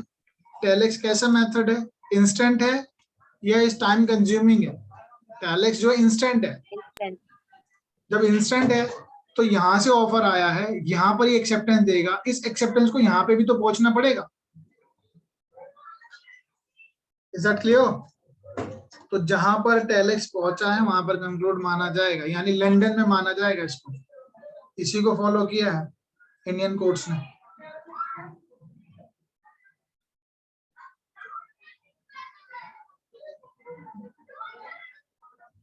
ओके, अब इसमें जो केसेस थे, जैसे एक बहुत अच्छा व्यू, ये आप ध्यान रखना. इसी केस में डेनिंग थे, जस्टिस डेनिंग, लॉर्ड डेनिंग, उनका प्रिंसिपल ध्यान रखना. ठीक है, इन्होंने क्या कहा कि सपोज कीजिए जैसे अगर हम फोन पे बात कर रहे हैं, या इन्होंने एक बहुत अच्छा प्रिंसिपल दिया. इन्होंने कहा अगर एक इंसान यहाँ खड़ा है, एक इंसान यहाँ खड़ा है और बीच में दो पर्सन एक दूसरे रिवर के अक्रॉस है, दूसरे छोर पे हैं रिवर्स के, और एक चिल्लाता है, एक अपना ऑफर दे रहा है यहाँ बी को, और इस दौरान क्योंकि डिस्टेंस है ना, इस डिस्टेंस में एक एयरक्राफ्ट आ जाता है, उसकी नॉइज आ जाती है. एयरक्राफ्ट है उसकी नॉइज आ जाती है. तो ए ने जो ऑफर दिया बी को, या बी ने इसकी एक्सेप्टेंस दी ए को, ए कुड नॉट हियर इट. ठीक है, because of the aircraft noise. तो क्या कॉन्ट्रैक्ट हुआ कंक्लूड? अगर बी कह दे कि हाँ भाई मैंने तो एक्सेप्ट कर लिया था ऑफर, जब तक ए को पता ही नहीं लगा क्योंकि नॉइज आ गई थी, there is no offer, no acceptance of the contract. और अगर इसको दोबारा कॉन्टेक्ट करना, he has to shout it again, दोबारा चिल्लाएगा, दोबारा बताएगा बी को भाई मेरा ये ऑफर है, बी अपनी एक्सेप्टेंस देगा. ए को पता रहनी चाहिए, ए को पता लगेगा, then only it would amount to a contract, तभी कंक्लूड होगा. और इसी के चलते उन्होंने ये भी कहा कि जब हम टेलीफोन पे बात करते हैं, टेलीफोन पे मैंने अगर आपको एक ऑफर दिया है तो आप जब तक आपकी आवाज मेरे कानों में नहीं आएगी वो कॉन्ट्रैक्ट नहीं बनेगा. ऑफर जो है वो एक्सेप्टेंस कॉन्ट्रैक्ट नहीं बनेगा. Is that clear? क्या पता बीच में लाइन कट जाए, और अगर लाइन डिस्कनेक्ट हो जाएगी तो you have to again tell, आपको दोबारा बताना पड़ेगा हम इस बारे में बात कर रहे थे, क्या इस ऑफर को एक्सेप्ट करते हैं आप? जब तक आपके कान में yes ना आ जाए, then till that time it is not an offer, acceptance of offer. ठीक है। अब इसमें दो, इसी भगवान दास केडिया के जो केस में दो व्यूज थे, एक मेजॉरिटी था, एक माइनॉरिटी व्यू था। मेजॉरिटी व्यू का यही कहना था कि ये देखो मेजॉरिटी व्यू में जस्टिस शाह थे। देखो वैसे ये चीजें अगर आप लिखते हो ना अपने एग्जाम में तो और अच्छा इंप्रेशन जाता है। तो जस्टिस शाह का यही कहना था कि जिस वक्त ये इंडियन कॉन्टेक्ट आया, दैट वाज अ टाइम जब फोन था ही नहीं। जब फोन था ही नहीं तो हम जो पोस्ट वाला है, सेक्शन 4 डील करता है, सेक्शन 4 पोस्ट को कवर करता है कहीं ना कहीं, इंस्टेंट वाली चीजों को कवर नहीं करता है। और रही बात अगर फोन की हम बात करेंगे तो फोन पे डेफिनेटली उसका यस सुनाई देना चाहिए दूसरी पार्टी को। ठीक है, यानी जिसने ऑफरर को यस सुनाई देना चाहिए तभी कॉन्ट्रैक्ट कंक्लूड होगा।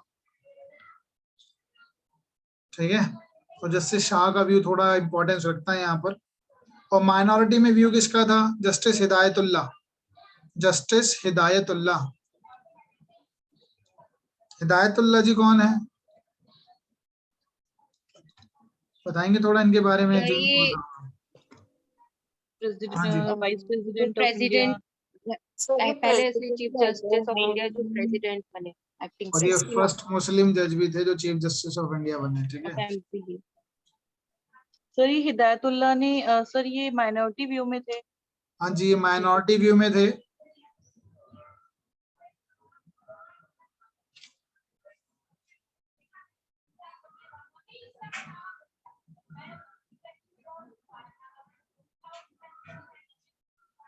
ठीक है, इसमें जस्टिस शाह का ही पॉइंट लिखना और इनका डेनिंग जी का, ये इंपॉर्टेंट है। देखो ऐसे करके क्वेश्चन आ सकता है आपके पास एक मेंस का क्वेश्चन ऐसे बन सकता है कि दो लोग एक रिवर के दूसरे छोर पर है, ये पूरी इलस्ट्रेशन बना के दे देंगे वो आपको मेंस में। ठीक है, या उसमें आप अगर आप ये डेनिंग जी का व्यू लिख देते हैं, जस्टिस शाह का लिख देते हैं ना, तो बहुत अच्छा आपका आंसर बन जाता है। ठीक है, तो अल्टीमेटली हमने ये देखा कि पोस्ट वाले मामले में मिजरेबल कंडीशन होती है ऑफरर की, क्योंकि पोस्ट के बाद कहीं ना कहीं इंडिया में, मैं इंडिया की बात कर रहा हूँ, अपॉर्चुनिटी होती है रिवोक करने की एक्सेप्टर के पास, बट इंग्लैंड में ऐसा नहीं है। ठीक है,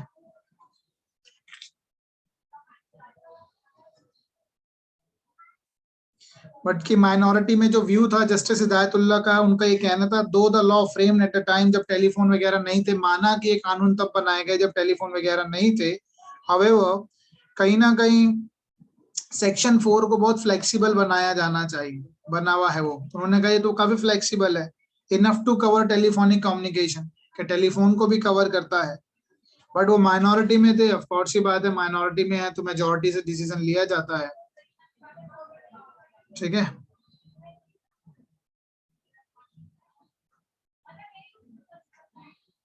ठीक है, आगे चलते हैं फिर। अब ये क्लियर हो गया आप लोगों को? पोस्ट का, टेलीफोन, टेलेक्स, टेंडर की बात अभी दोबारा करेंगे दोबारा से with all case leading case laws. Shall I proceed further? Yes sir. एक बड़ा इंपॉर्टेंट केस है, इसको आप अगर आप मेरे को सॉल्व कर दिया ना तो आई वुड रियली अप्रिशिएट, क्योंकि ये मेंस में मैंने देखा कहीं एक बार शायद कहीं आया हुआ है। अब एक इलस्ट्रेशन मैं आपको दे रहा हूँ, इसको सॉल्व कीजिए आप लोग।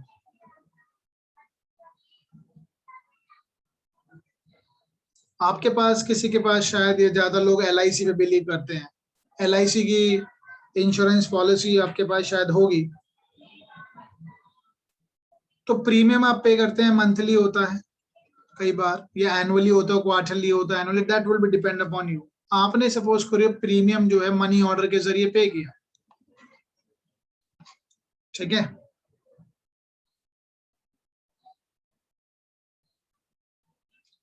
तो मनी ऑर्डर जो आपने जिस दिन पोस्ट किया, आई मीन जो मनी ऑर्डर आपने भेजा, जिस दिन रिसीव हुआ, जिस दिन आपने मनी ऑर्डर भेजा और जिस दिन रिसीव हुआ, दोनों में से किस दिन पॉलिसी रिन्यू मानी जाएगी?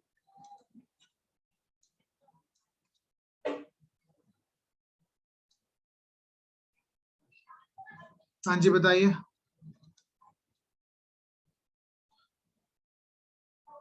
एक केस था, ये केस ही था वैसे तो, मैं केस का नाम भी लिख देता हूँ, बट ये केस थोड़ा सा मेरे ख्याल से कई बार एक मेंस में पूछा गया है। हारून बीवी versus United India life insurance.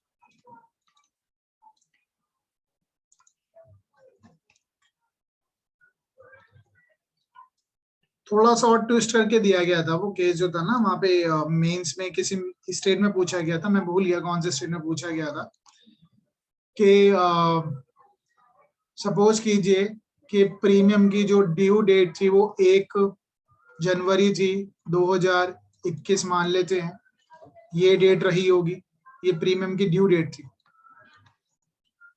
आपको ड्यू डेट से पहले प्रीमियम पे करना होता है ना, ड्यू डेट से एक दिन पहले कर दो, ड्यू डेट पे कर दो, उसके बाद करेंगे तो पॉलिसी लैप्स हो सकती है। हाँ जी, हो सकती है। अगर आप 2 तारीख को अगर प्रीमियम पे करेंगे तो लैप्स हो सकते हैं, वो बात अलग है। LIC वगैरह में ग्रेस पीरियड काफी होता है, इतनी जल्दी लैप्स वो करते नहीं है। लेकिन फॉर एग्जाम्पल अगर हम मान लेंगे 1 तारीख की लास्ट डेट है, आपको प्रीमियम पे करना है, और आपने प्रीमियम जो पे कर दिया, आपने प्रीमियम मनी ऑर्डर के जरिए भेजा, और जो भेजा आपने सपोज करो 1/1/2021 को भेजा, जो कि रिसीव हुआ 4/1/2021 को। नाउ जस्ट टेल मी, इस दौरान अगर 3 तारीख को किसी की डेथ हो जाए, नेचुरल डेथ हो जाए सपोज, कैन क्लेम, क्या क्लेम कर सकते हैं हम LIC से? ये समझ में आया या नहीं आया, पहले आप मुझे बताओ। केस, ये केस है नहीं, मैंने अभी इंस्टेंटली सिचुएशन बनाई है, लेकिन हाँ ये केस तो है, बट केस में इतनी सी बात क्या है कि पॉलिसी रिन्यूड मानी जाएगी नहीं मानी जाएगी, बट ये भी सिचुएशन जो अब इंस्टेंटली मेरे माइंड में थी, तो I just asking from you.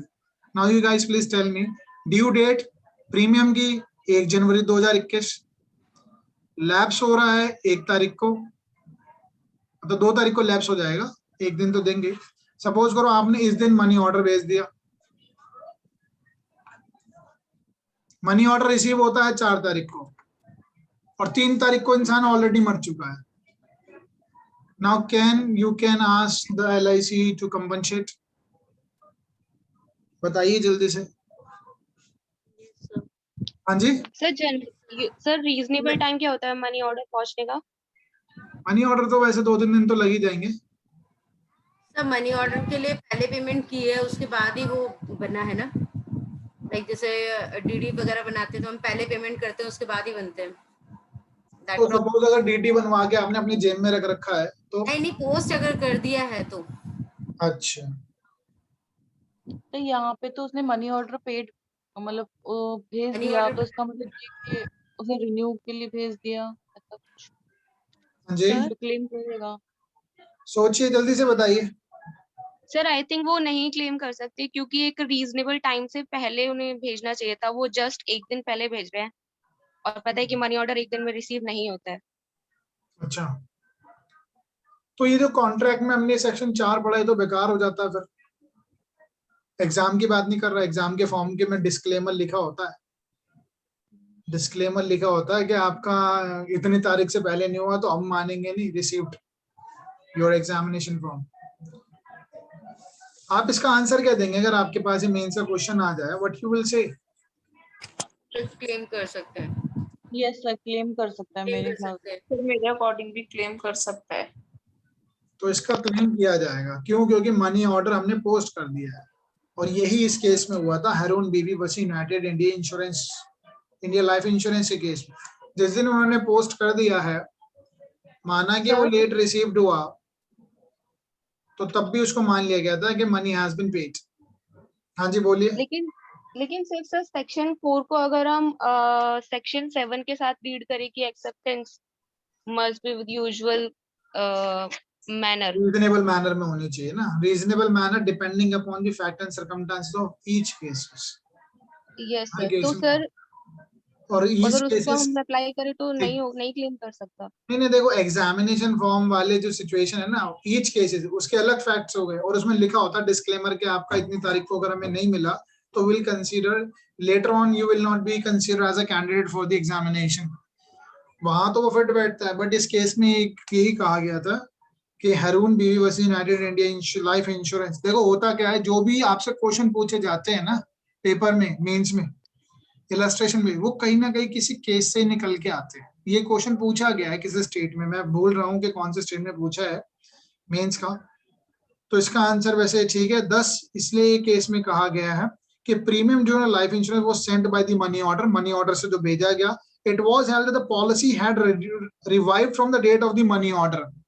जिस दिन से मनी ऑर्डर भेज दिया गया उस दिन से ही पॉलिसी रिवाइव हो गई, revived, and not from the date of is received. Received जिस दिन वो रिसीव तो लेट बाद में हुई, तो जिस दिन उसने मनी ऑर्डर भेज दिया बाद में रिसीव हुआ तो मान लिया गया। ठीक है, तो assured having died in the mean time, उस दौरान वो जो जिसका एश्योर्ड था वो मर चुका था, तो हिज विडो जो थी उसकी विडो रिकवर्ड द प्रोसीड, उसको पैसा मिल गया। तो इसमें इस केस में मान लिया गया था कि हाँ भाई मनी ऑर्डर जिस दिन उसने भेज दिया है उसी दिन से उसको कंसीडर हो गया, बिकॉज सेक्शन 4 का थोड़ा सा उन्होंने यूज किया था। सेक्शन 4 में पोस्ट की बात है ना, तो सेक्शन 4 का यूज देखो इन्होंने कहाँ करा है, कैसे केस में करा। तो इसलिए अगर आपका कॉन्सेप्ट क्लियर है ना, जिस दिन आपने पोस्ट कर दिया मान लो उस दिन एक्सेप्टेंस हो गई। अब एक चीज मुझे बताओ ना, एक्सेप्टेंस तो कभी पहुंचती भी नहीं है कई बार, तब भी हम एक्सेप्टेंस मान रहे हैं।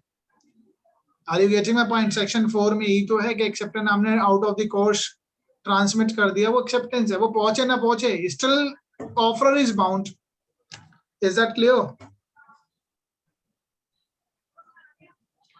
हाँ जी, वो बात अलग है, फ्यूचर में क्या पता लॉ चेंज हो जाए, क्योंकि 1872 में तो हमने कभी सोचा नहीं था कि ऐसी कुछ चीज भी आएगी इंस्टेंट वाली। Okay, let's proceed further. काफी टाइम हो गया इसको कंज्यूम कर लिया इसने, अब हम आगे चलते हैं।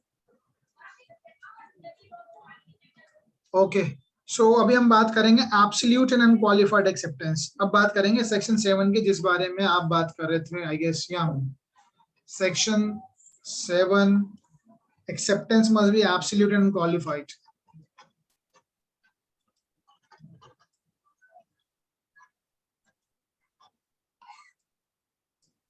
ठीक है, बहुत सिंपल सी चीज है।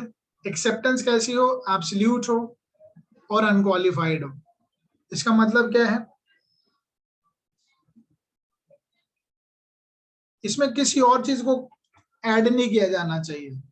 अनक्वालिफाइड मतलब जैसे मैंने कहा भाई उसी कंडीशन में एक्सेप्ट करो ना।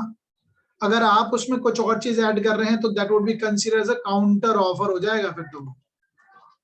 ठीक है, मैंने आपसे कहा कि मैं आपको, ए ने कहा बी से कि मैं आपको अपनी कार बेच रहा हूं, वो कह रहा भैया कार के साथ साथ बाइक भी बेच लो, तो ये तो काउंटर ऑफर हो गया ना, तो that will not consider as acceptance. तो एक्सेप्टेंस मस्ट बी एब्सोल्यूट और अनक्वालिफाइड हो जाए, कुछ और चीज ना जुड़ी हो उसके साथ जब वो एक्सेप्ट कर रहा है। क्योंकि हमने एक बात करी थी consensus ad idem, consensus ad idem होना चाहिए, meeting of the mind in the same thing in the same sense, then only it would be a acceptance। वो करता है तो होगा, नहीं तो अगर कुछ और चीज ऐड कर रहा है तो that would be considered as a counter offer, तो counter proposal कहलाता है वो। तो it must be unequivocal and not provisional भी नहीं होनी चाहिए। ठीक है, और काउंटर प्रपोजल के बारे में बात ही कर चुके हैं, इसके बारे में तो बार बार बात करने की जरूरत नहीं है, काउंटर ऑफर या काउंटर प्रपोजल। क्योंकि काउंटर प्रपोजल जो होता है it would be a state of negotiation, दोबारा से नेगोशिएशन की तरफ आप बढ़ गए हैं। It would be a stage of negotiation, you are again negotiating something, and acceptance must be absolute होना चाहिए, अनक्वालिफाइड होना चाहिए। अब एक आधा केस देख लेते हैं छोटे मोटे इसी से संबंधित।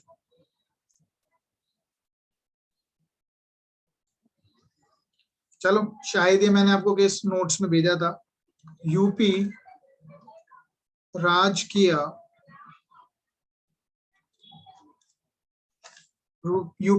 राजकीय निर्माण निगम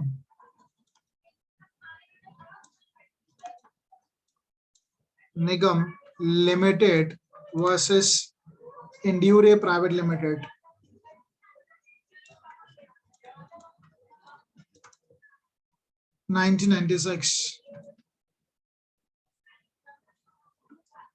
एक ऑफर था, ए ने बी को टेंडर का ऑफर किया और बी ने उसको एक्सेप्ट कर लिया with the material alteration in the offer. B ने अल्टरेशन करा, अरे मैंने जो आपको ऑफर दिया वैसे एक्सेप्ट करो ना, you can not do the alteration.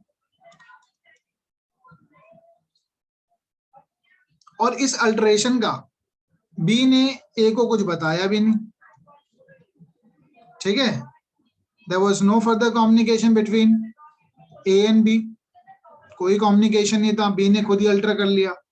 अब ये क्वेश्चन उठा वेदर द साइलेंस बाय ए, क्या ए ने जो चुप्पी रही, ए जो चुप रहा उसके अल्टरेशन पे भी, क्या वो एक्सेप्टेंस मान लिया जाए? एक्सेप्टेंस बाय कंडक्ट मान लिया जाए क्या?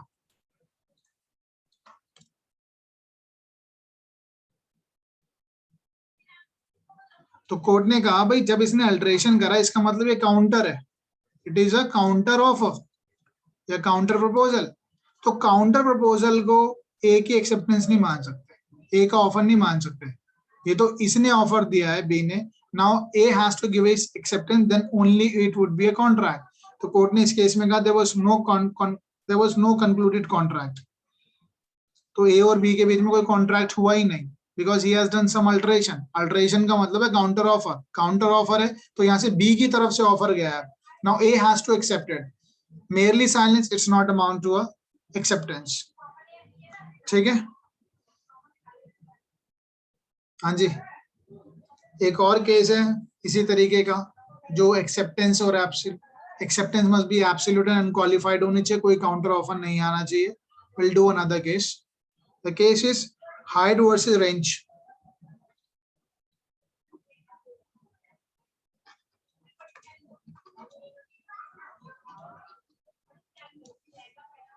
(1840) का केस है।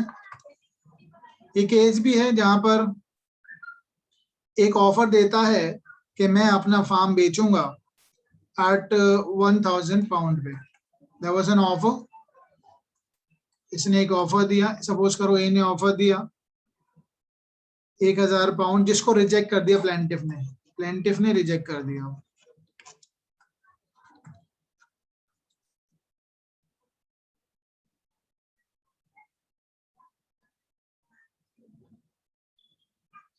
ठीक है, बेसिकली पहले इसने जो ऑफर दिया था ना वो 950 पाउंड्स का था, 950 पाउंड्स का था, which was rejected by the plaintiff, but later on he giving the offer of 1000 pounds। तो जो बाद में इसने ऑफर है that is a counter offer, और काउंटर ऑफर जो है that is itself a new offer. तो न्यू ऑफर है तो उसको वो एक्सेप्टेंस देगा, then only it would amount to a acceptance, otherwise it will not be treated as an acceptance। और जैसे ही उसने 1000 रुपए की बात करी तो पुराना वाला ऑफर जो वो लैप्स हो जाता है, खत्म हो जाता है। he has to give a new offer then, और उसकी वो एक्सेप्टेंस देगा, then only it would amount to a acceptance। Sir ये 950 का जो है ये दोबारा से उसने डिपेंड, पहले उसने 950 कहा कि मैं 950 रुपए में पाउंड्स में आपका ये फार्म खरीदने के लिए रेडी हूँ, उसने मना कर दिया। देन ही क्या, ठीक है मैं आपको 1000 पाउंड दूंगा। तो जब उसने कहा मैं 1000 पाउंड दूंगा, that is a counter offer. अब काउंटर ऑफर है तो काउंटर ऑफर की भी एक्सेप्टेंस होनी चाहिए, ठीक है। सिंपल सा केस है वैसे। अब एक और चीज कर लेते हैं, बड़ा थोड़ा सा अलग सा है, प्रोविजनल एक्सेप्टेंस। एक बार सेक्शन 7 देख लेते हैं, उसके बाद आगे बढ़ते हैं। सेक्शन 7 में क्या लिखा है, देखो सेक्शन 7 पढ़ते हैं। Acceptance must be absolute. In order to convert a proposal into promise the acceptance must be absolute and unqualified. और बी 2 क्या लिखा है, be express in some usual और रीजनेबल मैनर। यूजुअल और रीजनेबल मैनर। आप जब एक्सेप्टेंस देंगे तो या तो वो यूजुअल और रीजनेबल मैनर में दे दे, भाई मैंने आपको फोन किया, फोन करके बता दिए, मैंने आपको पोस्ट किया, पोस्ट करके बता दीजिए। रीजनेबल मैनर क्या है, reasonable manner depending upon the case to case. तो अब ये देखो आगे पढ़िए, unless the proposal prescribe the manner. जब तक प्रपोजल में प्रिस्क्राइब नहीं किया गया कि किस तरीके से होगी acceptance, the proposal prescribe the manner. या तो प्रपोजल जिसने ऑफर दिया है वो बताए कि हम मेरे को भी लेटर में ही चाहिए, जैसे हमने कल किया था, उसने कहा मैं लेटर में ही लूंगा। और अगर लेटर की जगह उसने अपने एजेंट भेज दिया तो कोर्ट ने कहा था भाई ठीक है रीजनेबल मैनर तो है ही, अगर वो बहुत स्ट्रिक्टली कह रहा है कि नहीं मुझे तो लेटर में ही चाहिए था, मुझे कोई एजेंट पेजेंट नहीं भेजना था मेरे घर पे, तो फिर वो कहीं ना कहीं स्ट्रिक्टली कंप्लाई होगा, ठीक है। बिकॉज कॉन्ट्रैक्ट के अंदर जो आप चीजें लिख रहे हैं कि मुझे तो भैया ऑफर, मैं आपको ऑफर दे रहा हूँ, मुझे एक्सेप्टेंस उसी तरीके से चाहिए, तो वही तरीका चलेगा, otherwise in a reasonable manner, ठीक है। और अगर एक्सेप्टेंस उस तरीके से नहीं किया जा रही है, the proposer may within a reasonable time after the acceptance is communicated to him insist that is proposal, तो ऑफरर क्या कह सकता है, भैया मैंने आपको एक ऑफर, मैंने आपको प्रपोजल दिया, उसको मेरे को उसी तरीके से रीजनेबल मैनर में जो मैंने आपसे कहा है उसी तरीके से मेरी परफॉर्मेंस एक्सेप्टेंस की आप कर दीजिए, ठीक है। इंसिस्ट कर सकता है that is proposal shall be accepted in the prescribe manner only, कि भैया मैंने जो आपका है उसी तरीके से करिए एंड नॉट अदरवाइज, ठीक है। तो सिंपल सा है ये, तो इस पे हम, लेकिन इसमें एक चीज हो रहा है कई बार, वैसे सेक्शन 7 में तो कुछ है नहीं, सिंपल सा एब्सोल्यूट और अनक्वालिफाइड होना चाहिए, यूजुअल और रीजनेबल मैनर, इसके 4 पॉइंट्स हैं, ठीक है। एब्सोल्यूट, अनक्वालिफाइड, यूजुअल और रीजनेबल मैनर, अगर कुछ नहीं लिखा तो रीजनेबल मैनर। अब इसके अलावा एक और चीज हम समझ लेते हैं, कई बार क्या होता है प्रोविजनल एक्सेप्टेंस होती है किसी चीजों की, प्रोविजनल एक्सेप्टेंस, ये क्या होता है प्रोविजनल एक्सेप्टेंस? प्रोविजनल एक्सेप्टेंस है कि भैया ठीक है, सब्जेक्ट टू द कंफर्मेशन बोलते हैं इसको, कि अभी कुछ और, सब्जेक्ट टू कंफर्मेशन। आपको मैं एक चीज बता दूं, जब हम ऑक्शन करने जाते हैं, जब हम ऑक्शन में जाएंगे, ऑक्शन में जाएंगे तो बिड करने जब हम जा रहे हैं, सपोज करो हमने बिड कर दी, हमने बिड कर दी कि हाँ भाई मैं ठीक है 10,000 रुपए का मैं ये गाड़ी खरीदने के लिए रेडी हूँ, मैंने सबसे ऊंची बोली लगाई, और उस इंसान ने जैसे फॉल ऑफ हैमर होगा, फॉल ऑफ हैमर होगा तो 2 चीजें निकल के आती है इसमें। उस ऑक्शन की टर्म्स एंड कंडीशन हमें देखनी पड़ेगी, क्या फॉल ऑफ हैमर पे ही बाइंडिंग हो रहा है एक्सेप्टेंस, या ये जो बाइंडिंग तब बनेगा तब कंफर्मेशन ऑफ सुपीरियर ऑफिसर, ठीक है, कंफर्मेशन ऑफ हायर ऑफिसर। 2 तरीके की हो सकती है, या तो फॉल ऑफ हैमर पे ही बाइंडिंग हो जाए, मैंने 10,000 रुपए का, मैं ठीक है इस गाड़ी का 10,000 रुपए दूंगा, फॉल ऑफ हैमर मैंने एक्सेप्ट कर लिया, मेरी जो ऑफर थी, मेरी जो बिडिंग थी ऑफर 10,000 रुपए की, वो एक्सेप्ट हो गई, जैसी फॉल ऑफ हैमर हुआ कंप्लीट। एक तो ये तरीका है ऑक्शन की सिचुएशन। एक होती है मैंने आपको 10,000 की बात कही, फॉल ऑफ हैमर भी हो गया, यानी मेरा ऑफर एक्सेप्टेंस भी हो गया, लेकिन ये जो एक्सेप्टेंस है फॉल ऑफ हैमर, एक्सेप्टेंस तो हो गया लेकिन subject to the confirmation of higher officer.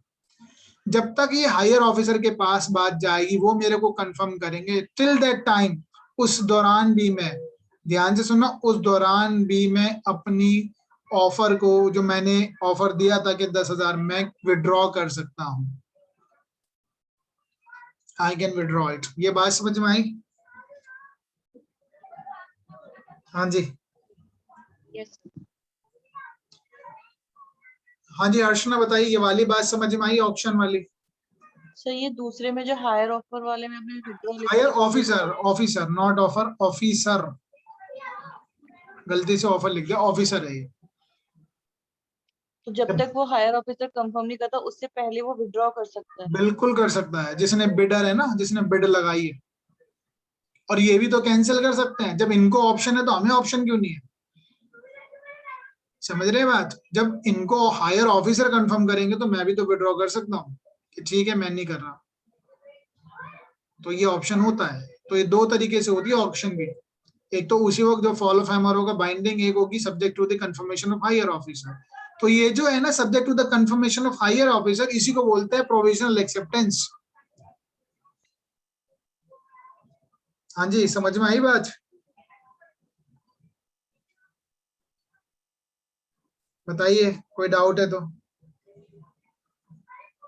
Offerer is at liberty to cancel his offers unless there is a contrary condition supported by consideration.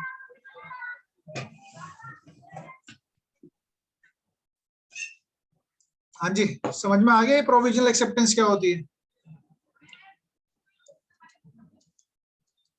अरे यस और नो, कम ऑन। सर ये एक आपने instance बताया था ना प्रोविजनल एक्सेप्टेंस का, इसके अलावा और भी कई फील्ड में हो सकती है। हाँ जी, सर प्रोविजनल एक्सेप्टेंस जो आपने अभी एक इंस्टेंस बताया, इसके अलावा किसी और फील्ड में भी हो सकती है या फिर ये सिर्फ बिडिंग ऑक्शन के केसेस में होती है? एक और जगह बताऊंगा मैं भी आगे, लेकिन उसमें कंसीडरेशन होना चाहिए। उसमें कंसीडरेशन यानी पैसा या कुछ चीज, किसी के प्रॉमिस के पलटे कुछ और भी छुपा होना चाहिए। कंसीडरेशन होना जरूरी है वहां। बड़ा अच्छा क्वेश्चन है आपका वैसे ही। ठीक है, मैं आपको भी बताता हूँ। चलो मैं आपको जो है, मैं अपनी गाड़ी 10,000 में बेच रहा हूँ। आप मुझे इसकी बात कंफर्मेशन मुझे 10 दिन में दे देना। आप मुझे कंफर्मेशन 10 दिन में दे देना, ठीक है यामिनी? जी मैंने आपसे एक बात को ऑफर दिया, यामिनी मैं अपनी गाड़ी 10,000 रुपए में देने के लिए रेडी हूँ, अगर आपको चाहिए तो आप मुझे 10 दिन में बता देना। ये मैंने आपको क्या दिया अभी? ऑफर। ऑफर दिया, मैंने आपको टाइम दिया 10 दिन का। अगर सपोज कीजिए मैं 10 दिन के अंदर ये गाड़ी मैं 5वें दिन ही किसी थर्ड इंसान को बेच दूं, मैं 5वें दिन ही अगर किसी थर्ड इंसान को बेच दूं, आपको ना बेच के हर्षना को बेच दूं, can you sue me for breaching of contract? आप कर सकते हैं। बाकी और लोग भी बताइए जल्दी से, can you sue me? No, मैं the reason being कि the offer has not been accepted yet. Offer accepted, लेकिन मैंने 10 दिन का टाइम तो दिया ना आपको। लेकिन सर वो भी पार्ट ऑफ ऑफर है ना, 10 दिन का टाइम जो दिया, तो सर वो भी आप अपना accept तो ऑफर हुआ ही नहीं है ना। सर आपका क्वेश्चन क्या था? क्वेश्चन क्या था? क्वेश्चन तो सिंपल से ही था कि मैंने आपको कहा, मैंने यामिनी को ऑफर दिया, यामिनी क्या आप मेरी गाड़ी खरीदोगे, मेरी कार खरीदोगे 10,000 रुपए में? और मैंने कहा चलो एक काम करो, आप 10 दिन में बता देना। या यामिनी और मेरे बीच में ये बात हो गई कि हाँ मैं आपको 10 दिन में बता दूंगी। मैंने कहा चलो ठीक है 10 दिन में बता देना। मैं 5वें दिन ही गाड़ी किसी और इंसान को भेज देता हूँ, मैं 5वें दिन ही अपनी गाड़ी थर्ड पर्सन को भेज देता हूँ। कहना Yamini sue me? No sir. Why not? Sir एक तो एक्सेप्टेंस भी नहीं आया ना अभी तो। लेकिन मैंने तो 10 दिन तक के लिए टाइम वेट करने के लिए कहा ना, कि मैं 10 दिन तक वेट कर लूंगा। सर एक similar situation sales of goods act में भी होती है ना, शायद सेक्शन 24। चलो वो तो हम पढ़ेंगे, सेल्स ऑफ गुड्स पे डिटेल में पढ़ेंगे। इस सिचुएशन को आप कैसे सॉल्व करेंगे? अगर यामिनी ने मेरे पे केस कर दिया तो how you will solve this case being a जज? ऐसे केस आ जाएंगे, ऐसे ही तो केस आएंगे। आप बताइए मुझे क्या करेंगे? सर ये स्टैंडिंग ऑफर हो गया ना। Sir I standing think offer है? नहीं होगा क्योंकि उसको नहीं, आपको 10 दिन का तो वेट करना पड़ेगा ना फिर। तो मैं 10 दिन वेट करूं, पता चला 10वें दिन यामिनी ने कह दिया नहीं हमें नहीं चाहिए। इट इज नॉट मैंडेटरी, वो द ऑफरर कैन देखो सेल टू समवन एल्स। इसमें Yamini can not sue me because if Yamini want के हाँ भाई मेरे को 10 दिन का टाइम, तो यामिनी को मुझे कुछ पैसा देना पड़ेगा। देयर मस्ट बी समथिंग, कुछ कंसीडरेशन तो दो। मेरे प्रॉमिस को मैं 10 दिन वेट करूं, there must be some consideration behind it. There is no consideration, तो वो कंसीडरेशन कुछ है ही नहीं, तो Yamini can not sue me। तो there must be some consideration होना चाहिए। मैं अपना प्रॉमिस तो फुलफिल कर रहा हूँ 10 दिन के लिए, लेकिन यामिनी कुछ कभी भी बैकआउट कर देगी, तो ये तो कॉन्ट्रैक्ट हो ही नहीं सकता। The contract can never be concluded without consideration. तो सर ये पार्ट परफॉर्मेंस में चला तो जाएगा सर क्या फिर? उसमें क्योंकि कंडीशन भी तो सर आपने ही रखी है ना, 10 दिन का टाइम। हाँ 10 दिन का टाइम जो रखा है, लेकिन वो 10 दिन का जो मैंने कंडीशन दिया, तो मैं उसमें फ्री भी तो हूँ किसी को बेचने के लिए। कोई लीगल हालांकि मैंने ऑब्लिगेशन कहा, राइज नहीं हुई ना अभी। सामने वाले ने तो मुझे यस नहीं बोला, I am free to sell it. क्योंकि अगर यामिनी को मेरे को बाउंड करवाना है 10 दिन के लिए, यामिनी डेफिनेटली मुझे सू कर लेगी, लेकिन there must be some consideration from the Yamini's part. Yamini की तरफ से भी तो कुछ हो। न्यूडम पैक्टम होता है एक वर्ड, न्यूडम पैक्टम सुना है? यस करेंगे, वो तो है ही नहीं अच्छा। इसमें। अरे किसी के पलटे कुछ और, प्रॉमिस के पलटे आप भी तो कुछ प्रॉमिस करो। अब प्रॉमिस करना है तो कुछ कंसीडरेशन दे दो आप मुझे। अगर ये यामिनी और को अगर 10,000 की जगह 1,000 रुपए दे देती, सिर्फ 1,000 रुपए, तो बाउंड हो जाता मैम, वो कुछ ना कुछ अर्नेस्ट मनी हो गई ना, देन आई वाज बाउंड। हाँ जी, सर, और अगर अगर अर्नेस्ट मनी ये देने के बाद में अगर रिवोक करना होगा तो फिर सेक्शन 64 में जाकर उसको अगर बाद में मना करना है तो फिर अगर अर्नेस्ट मनी हो गई, अगर अर्नेस्ट मनी हो गई ना, तो इसका मतलब अब आप क्या करेंगे? अब यामिनी क्या क्या कर सकते हैं? अगर मैंने किसी और को बेच दी, अगर यामिनी ने अर्नेस्ट मनी पे कर दी और मैंने किसी और को कार बेच दी, तो what she can do? Yamini क्या क्या कर सकती है? या तो मुझसे कंपनसेशन मांग ले, या तो कंपनसेशन मांग ले। क्यों? कंपनसेशन से पहले क्या सिचुएशन आएगी? It is a breach of contract.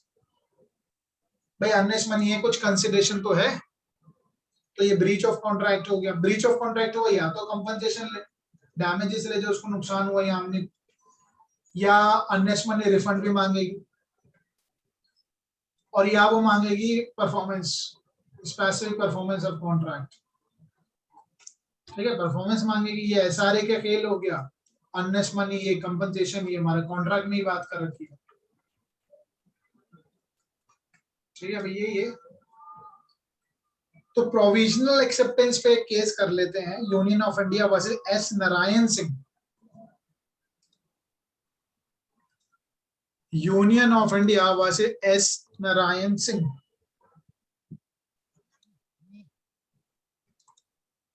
S Narayan Singh, ठीक है। अभी क्या केस है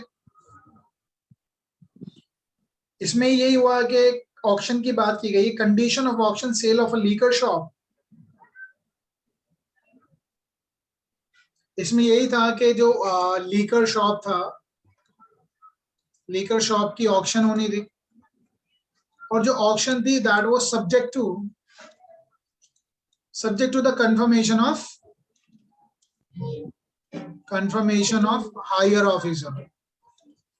हायर ऑफिसर जब चाहे आपने बिड दे दी, आपने अपना अमाउंट बता दिया, फॉल ऑफ हैमर भी हो गया, but it was subject to the confirmation of higher officer. तो हायर ऑफिसर जो है वो चीफ कमिश्नर था इस केस में। तो ये जो पर्सन है who bid has been provisionally accepted is entitled to withdraw. वो चाहे तो अपना विड्रॉ भी कर सकते हैं, दोनों साइड से हो सकता है, वो भी विड्रॉ कर सकते हैं, आप भी विड्रॉ कर सकते हैं। ठीक है, जिसने बिड की है हैज बीन प्रोविजनली एक्सेप्टेड और is entitled to withdraw his bid, वो भी विड्रॉ कर सकते हैं, क्योंकि दोनों को ऑप्शन देना चाहिए ना। ऐसे जनरली ऐसा कम होता है, ऐसा कम होता है। ठीक है, प्रोविजनल एक्सेप्टेंस कम होता है, फॉल ऑफ हैमर पे ही हो जाती है चीजें, बट वो एक लीगल फॉर्मेलिटी होती है कि हाँ भी ठीक है, सब्जेक्ट टू द कंफर्मेशन होती है। बट अगर ऐसी प्रॉब्लम आई है तो विड्रॉ किया जा सकता है। ओके, लिख लिया आप लोगों ने? अब हम बात करेंगे टेंडर की, टेंडर्स।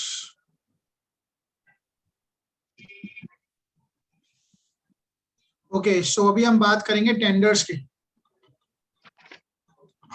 थोड़ा सा हम ऑलरेडी डिस्कस तो कर चुके हैं, उससे काफी कुछ समझ में आया होगा आपको। और अब हम बात कर लेते हैं उसी के चलते टेंडर्स की, कि टेंडर्स किस तरीके से कॉन्ट्रैक्ट का रूप लेते हैं, कैन बी विड्रॉ, किस टाइम पे हम टेंडर्स जो है विड्रॉ कर सकते हैं। ओके, सो टेंडर क्या है? एक तरीके का कोटेशन ऑफ प्राइस ही है। It would be just like, जैसे गवर्नमेंट टेंडर्स निकालती है या कोई भी कंपनी टेंडर निकालती है, it is like a invitation to offer, invitation to offer है। और उसके बाद क्या होती है, कई सारी कंपनीज वगैरह होती हैं, उसके बाद या कोई कंपनी एंटरप्राइजेस है वो अपनी कोटेशन देते हैं, कोटेशन ऑफ प्राइसेस। यानी अब ये जो है ये ऑफर दे रहे हैं यहाँ से, ये कंपनी या फिर enterprises whatsoever, they are giving a offer कि हम ये जो आपका टेंडर है इसको हम करने के लिए ready. Now once it accepted, अब ये टेंडर देखो अगर एक्सेप्ट हो जाएगा, ये अपना कंफर्मेशन देगी गवर्नमेंट कि हाँ ठीक है, आपका टेंडर जिसके बेस्ट प्राइस होंगे। जनरली कई लोगों के टेंडर्स कोटेशंस आती है, उनको देखने के बाद फिर एक्सेप्टेंस दे दी जाती है। बट इज एक्सेप्टेड तो इन दोनों के बीच में कहीं ना कहीं कॉन्ट्रैक्ट बन जाता है। अब इसमें हमें एक दो तीन चीजें देखनी है कि एक होता है स्टैंडिंग वाला, स्टैंडिंग ऑफर, और यू कैन से ओपन ऑफर रहता है या कंटिन्यूइंग ऑफर। जनरली वैसे मैक्सिमम सिचुएशन में यही रहते हैं। और दूसरी साइड क्या होता है, वो होते हैं डेफिनेट टेंडर्स। कुछ केस लॉस भी करेंगे और क्लियर हो जाएगा इनसे। तो जब टेंडर गवर्नमेंट ने कुछ अपने टेंडर्स निकाले, जैसे मैंने ऑलरेडी एग्जांपल दिया था, डीएमआरसी का था, मेट्रो बनानी है तो उसके लिए टेंडर निकाला कि हमें कई चीजों की जरूरत होगी। अब कई चीजों की जरूरत ऐसा भी हो सकता है टाइमली चाहिए, ऐसा तो है नहीं कि सारी चीजों की जरूरत एक ही दिन में हो जाए, टाइमली जरूरत होगी। तो माना कि किसी कंपनी ने XYZ कंपनी ने डीएमआरसी को अपनी कोटेशन दी कि हाँ ठीक है, हम आपको ये जो चीजें हैं इस गुड्स की सप्लाई इस पर्टिकुलर प्राइस पे हम करेंगे, और उनका टेंडर जो एक्सेप्ट, उनका जो ऑफर है उस कंपनी का ऑफर एक्सेप्ट कर लिया डीएमआरसी ने। अब डीएमआरसी को ऐसा हो सकता है कि 1 जनवरी 2021 से लेकर 31 दिसंबर 2021 तक के बीच में इनके बीच में कॉन्ट्रैक्ट हुआ इस बात को लेकर, टेंडर को लेकर कि आपसे हम गुड्स लेंगे जो भी आप जरूरत पड़ेगी। अब सपोज करो इन्होंने बात की थी कि 1000 हमें टन ऑफ आयरन चाहिए होगा, लोहा चाहिए होगा, लेकिन क्या पता सिर्फ 900 की ही जरूरत पड़े, क्या पता 600 की ही जरूरत पड़े, और टाइम टू टाइम जरूरत पड़ेगी। ऐसा तो है नहीं कि पूरे 1000 टन ला के हम मंगवा के रख लें, ठीक है। तो ये टाइम टू टाइम होता है, तो उन्हीं को हम बोलते हैं standing offer, open offer, continuing offer. 1 साल तक आपसे हमारा कॉन्ट्रैक्ट है और हम जब जब हम आपको ऑफर देंगे, जब जब डिमांड होगी, then you have to supply it. तो whenever will be asked then you have to supply. इन्हीं को स्टैंडिंग ऑफर बोलते हैं, इन्हीं को ओपन ऑफर बोलते हैं, इन्हीं को कंटिन्यूइंग ऑफर बोलते हैं। जब जब जरूरत होगी, क्या पता हमें सिर्फ 900 की ही जरूरत पड़े, कॉन्ट्रैक्ट बशर्ते 1000 टन का हुआ है, 900 पे ही हमारा काम चल जाए। तो ये नहीं है कि फिर 100 टन के लिए आप क्लेम करोगे, फिर ये नहीं कह सकते कि भाई 100 टन तो आपने डीएमआरसी ने नहीं मांगा। अरे नहीं मांगा तो नहीं मांगा, हमारा कॉन्ट्रैक्ट हुआ 1000 टन तक का, क्या पता कम जरूरत पड़े। That is called standing offers. अब क्वेश्चन ये है, सपोज करो 1 जनवरी को तो कॉन्ट्रैक्ट हुआ, 1 फरवरी को इन्होंने मांगा भाई 200 टन दे दीजिए हमें, इन्होंने सप्लाई कर दी, ठीक है, XYZ कंपनी ने सप्लाई कर दी।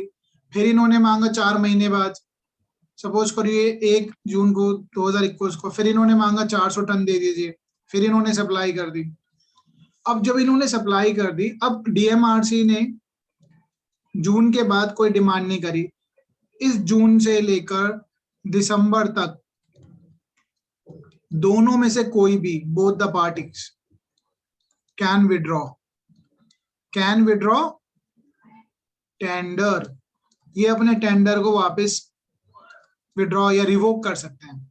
Revoke would be the appropriate word, दोनों कर सकते हैं, ठीक है। तो ये इंसान भी मना कर सकता है कि ठीक है अब हम इसको सप्लाई नहीं करेंगे, क्योंकि इन सिचुएशन में इस तरीके के टेंडर के कॉन्ट्रैक्ट जो होते हैं वो ऐसे होते हैं, जब जब डिमांड अगर आ जाएगी, डिमांड से पहले रिवोक करना पड़ेगा, बिफोर डिमांड, ठीक है। डिमांड अभी तो करी नहीं ना। अगर इन्होंने डिमांड कर दी होती कि भाई ठीक है 400-600 हो गया ना, 600 टन आ गया, 200 टन और बेच दीजिए, अगर ये कह देते, इन्होंने अगर अपना ऑफर दे दिया होता, तो ये बाउंड है ऑलरेडी, बिकॉज इन दोनों के बीच में एक कॉन्ट्रैक्ट हुआ हुआ है पहले कि आप 1000 टन तक तो देंगे ही। तो डीएमआरसी ने अगर डिमांड कर दी होती तो दे आर बाउंड। इन्होंने डिमांड नहीं करी, डिमांड ना करने से पहले XYZ company can revoke his tender. ये बात समझ में आई? बताइए जल्दी से। Yes sir. और लोग भी बताइए। Yes sir. तो इसी को हम बोलते हैं स्टैंडिंग ऑफर या ओपन ऑफर या continuing offer. Whenever would be the demand, then you have to supply it. If there is no demand, you can withdraw it. ये बात समझ में आ गई? आप विड्रॉ कर सकते हैं। अब मुझे एक बात बताइए, अगर सपोज कीजिए अगर इन्होंने, जो कंपनी है डीएमआरसी और XYZ ने अपना एक कॉन्ट्रैक्ट में लिख लिया था, टेंडर जब इशू हुए, जब इनका एक्सेप्टेंस हुआ, ये बात इन्होंने लिख ली थी कि अगर फ्यूचर में XYZ कंपनी विड्रॉ नहीं कर सकती, कैन नॉट रिवोक बिफोर 31/12/2021 से पहले XYZ company can not revoke it's tender. ये कॉन्ट्रैक्ट में लिखा है, बट XYZ कंपनी, ये जून है, जुलाई में ही मना कर देती है कि भाई ठीक है हम आपको सप्लाई नहीं कर पाएंगे, even though it is written in a contract, उनके कॉन्ट्रैक्ट में लिखा है। तो क्या ये कर सकती है company? Can the XYZ company revoke even though there is a clause, even though there is a clause in the contract, उनके कॉन्ट्रैक्ट में क्लॉज है, तब भी क्या वो विड्रॉ कर सकती है या नहीं कर सकती है? बताइए। यस। और लोग भी बताइए। आई थिंक नहीं करेगी, क्योंकि कॉन्ट्रैक्ट में लिख दिया तो फिर तो कॉन्ट्ररी अपीयर हो रहा है। तो अब इसका आंसर है, कंडीशन। वैसे तो आपकी बात है, देखो लॉजिक आप लगा रहे हैं, लेकिन इसी चीजों को हमने समझना है। लॉजिक ठीक है, कोई बात नहीं, लेकिन इसका आंसर थोड़ा सा ट्विस्ट होगा। 1 तारीख से 31 तक का हमारा कॉन्ट्रैक्ट हुआ, हमने ऑलरेडी कॉन्ट्रैक्ट में लिख दिया था कि XYZ company can not withdraw, can not revoke इस टेंडर, बट मैंने अभी आपको ये बताया था कि यहाँ पे लिखा हुआ है कि विड्रॉ कर सकती है, चाहे उनके क्लॉज में, चाहे उनके कॉन्ट्रैक्ट में ऐसा क्लॉज है, वो जो क्लॉज है वो वॉइड होता है। इस तरीके की रेस्ट्रिक्शन नहीं लगाई जा सकती, इस तरीके की रेस्ट्रिक्शन नहीं लगाई जा सकती, चाहे उनके कॉन्ट्रैक्ट में लिखा है या नहीं लिखा है। ये बात क्लियर है? इसी पे एक लीडिंग केस है, बिल्कुल सिमिलर फैक्ट्स हैं, सिमिलर फैक्ट्स। केस का नाम है Rajendra Kumar Verma versus state of MP। मैं आगे केस का नाम लिखता हूं। केस का नाम है Rajendra Kumar Verma versus state of MP। Rajendra Kumar Verma versus state of MP 1972। यहाँ पर एक कॉन्ट्रैक्ट था, MP की जो सरकार है, मध्य प्रदेश की सरकार ने टेंडर इशू किए, किस चीज के थे? टेंडुलिप्स के, टेंडुलिप्स को बेचने के थे, टेंडुलिप्स, ठीक है। और यहाँ जो पेटिशनर था उसने अपना टेंडर भी भर दिया और डिपॉजिट भी कर दी सिक्योरिटी। जो पेटिशनर है उसने अपना टेंडर भी भर दिया, उसका एक्सेप्ट भी हो गया इसका मतलब, और उसने अपनी सिक्योरिटी भी पे कर दी, सिक्योरिटी भी रखी जाती है, ठीक है, टेंडर में। और लेकिन अब ये कॉन्ट्रैक्ट ऑफ कोर्स की बात है, एक स्टेबल टाइम पीरियड का होता है, ठीक है, टाइम पीरियड का होता है। इसी दौरान पेटिशनर ने अपना टेंडर, इनके ऑफ कोर्स इनके कॉन्ट्रैक्ट में ये क्लॉज लिखा था, कॉन्ट्रैक्ट में ये भी क्लॉज था कि सपोज करो ये 1 साल का अगर टेंडर है तो इस टेंडर को विड्रॉ नहीं किया जा सकता, it can not be revoked, can not भी लिख लेंगे कि पेटिशनर जो है इसको रिवोक नहीं कर सकता। लेकिन पेटिशनर ने क्या करा, बीच में ही इसको रिवोक कर दिया, और इसकी वजह से जो MP कंपनी, ये स्टेट थी, इसने किसी और थर्ड पर्सन को जो ये टेंडुलिप्स है वो बेच दिए, सोल्ड कर दिए, because he was the only person जिसके साथ इनका टेंडर हुआ था। एंड अल्टीमेटली बाद में MP स्टेट्स ने पेटिशनर से डैमेजेस मांगे। क्लॉज भी था, देखो ध्यान रखना, एक तो यहाँ ऑलरेडी क्लॉज भी था, कॉन्ट्रैक्ट में क्लॉज था कि petitioner can not withdraw, petitioner can not revoke his contract, ठीक है, 1 साल तक। और लेकिन पेटिशनर ने विड्रॉ कर लिया, रिवोक कर लिया अपना टेंडर, और MP ने उसकी वजह से किसी और थर्ड इंसान को गुड्स जो भी थे टेंडुलिप्स को बेचे। और इन्होंने क्या करा, अब हमें नुकसान हुआ इसलिए पेटिशनर से इन्होंने क्या मांगा, डैमेजेस मांगे। Now the question is whether the MP state is entitled or not। बताइए जरा जल्दी से। No, sir, MP won't be entitled, sir, क्योंकि it is breaching the fundamental of the standing offer.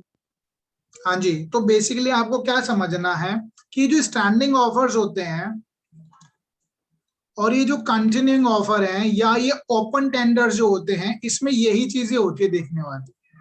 इसमें जो है ये पेटिशनर किसी भी टाइम विड्रॉ कर सकता है और किसी भी टाइम रिवोक कर सकता है, even though it is mention in the contract. उनके कॉन्ट्रैक्ट में चाहे ये बातें क्लॉजेज लिखे थे, इट वाज मेंशन कि यू कैन नॉट विड्रॉ, तो कोर्ट ने कहा such kind of a restriction can not be imposed, इस तरीके की रेस्ट्रिक्शन इम्पोज नहीं की जा सकती, ठीक है।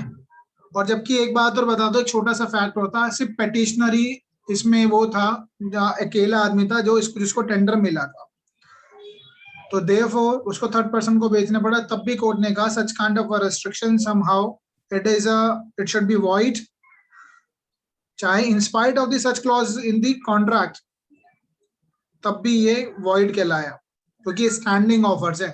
व्हेन डिमांड, ठीक है, जब डिमांड होगी तभी सप्लाई करेंगे, उससे पहले उसने एमपी की स्टेट की डिमांड आने से पहले उसने विड्रॉ कर लिया। अगर एमपी स्टेट अपना कह देता कि भाई हाँ ठीक है, आप ये लॉट खुल चुका है, आप इसको खरीदिए, इनके लॉट खुलने से पहले, इनके लॉट ओपन होने से पहले पेटिशनर ने विड्रॉ कर लिया था। हमने स्टैंडिंग ऑफर में अभी पीछे क्या पढ़ा, अगर आप देखेंगे यहाँ मैंने आपको क्या बताया था कि बिफोर डिमांड, डिमांड से पहले ही अगर आपने विड्रॉ कर लिया then you can do it. Demand अगर रख दी गई, if you are withdrawing then you are bound, then it is a contract. कहने का मतलब है जब जब डिमांड आती है, जब जब डिमांड आती है तब तब नया कॉन्ट्रैक्ट होता है इनके बीच में। बात समझ में आई? हाँ जी, मैंने लास्ट सेंटेंस क्या बोला, बहुत इंपॉर्टेंट है। टेंडर वाले केस में जब जब डिमांड आएगी, जब जब डिमांड आएगी इधर की साइड से या ऑफर आएगा, ठीक है, तब तब नया कॉन्ट्रैक्ट बनता है हर मोमेंट। अगर आप उसको सप्लाई नहीं कर पा रहे then it is a breach of contract.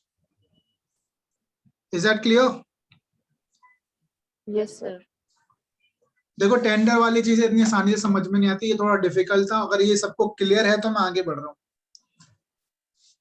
मैं इसके बारे में थोड़ा सा और डिटेल में बताता हूँ। टेंडर एक डेफिनेट भी होता है, स्टैंडिंग ऑफर तो आपको क्लियर हो गया। जो मैंने पीछे लिखा था टेंडर डेफिनेट, वो थोड़ा सा कंपेयर करके बता दूंगा और क्लियर हो जाएगा, ठीक है। ओके, देखो अभी मैंने आपको बताया टेंडर एज अ डेफिनेट, एक होता है डेफिनेट टेंडर भी होते हैं।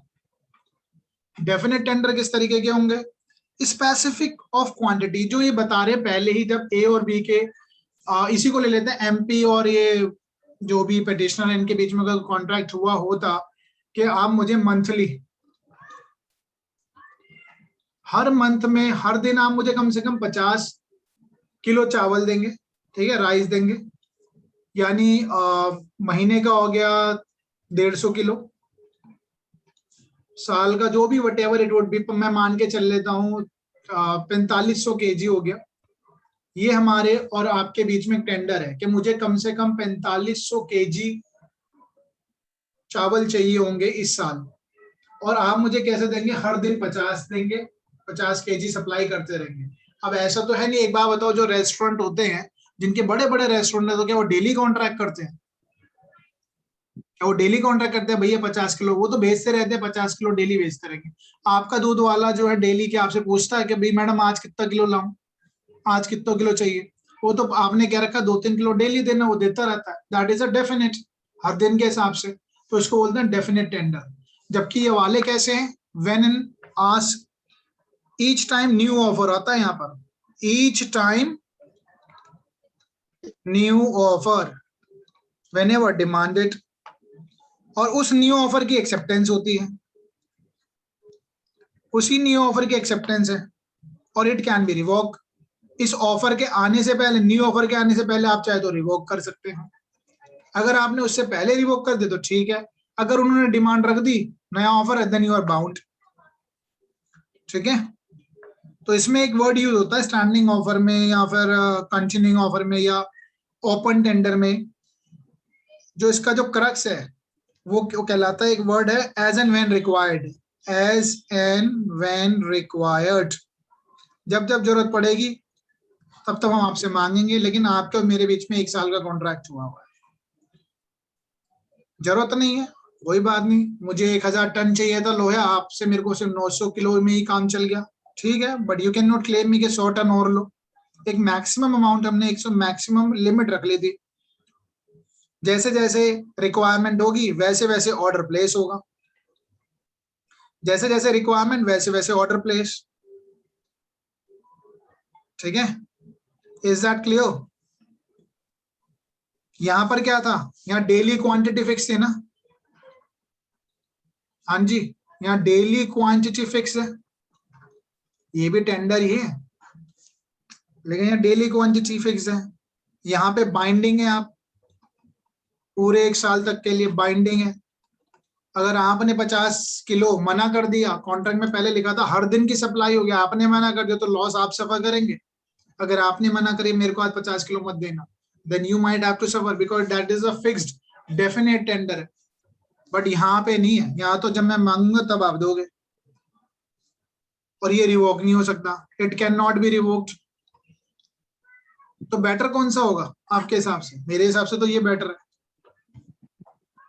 कौन सा बेटर है? ये रिवोक नहीं कर सकते ना आप, क्योंकि ये तो 1 साल के लिए आपने कहा हर दिन चाहिए मुझे, ये तो जब डिमांड होगी तब चाहिए। Is that clear?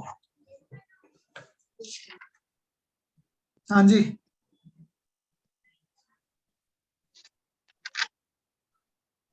Sir tenderer कौन होता है? टेंडर होता है जो इंसान, जैसे सपोज कीजिए कंपनी है,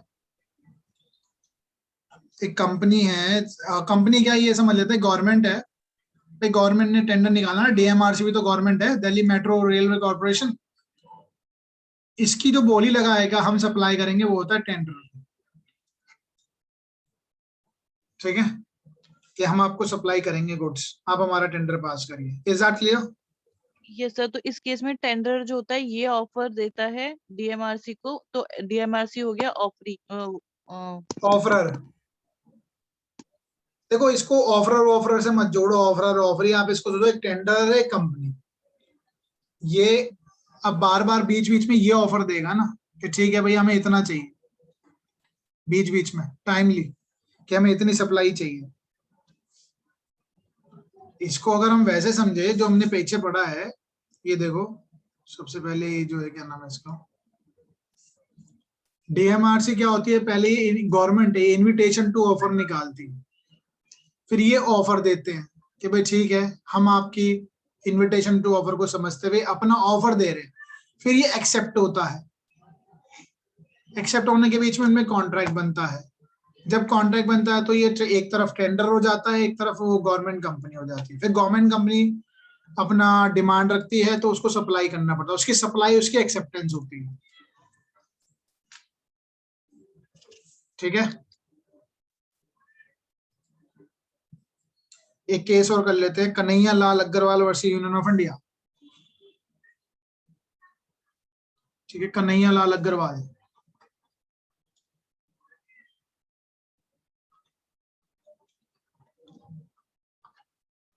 Kanhaiya Lal Agarwal versus Union of India 2002। आपको पता होगा कि कई बार जो टेंडर जब भरे जाते हैं, जब मैंने सपोज करो मैं इंद्रजीत हूं तो मैंने अपना एक टेंडर की कोटेशन डाल के भरा, मैंने टेंडर जब भरा तो मैंने उसमें ये कहा कि अगर मेरा टेंडर 1 महीने के अंदर कंफर्म हो गया तो मैं आपको 5% का डिस्काउंट दूंगा, अगर 2 महीने में हुआ तो 3% का, 3 महीने में हुआ तो 2% का। क्या मैं ऐसा कर सकता हूँ? क्या मैं ये ल्यूक्रेटिव ऑफर दे सकता हूँ? हाँ जी, कंसेशनल रेट में दे सकता हूँ। यस। क्या ये इलीगल है लीगल है?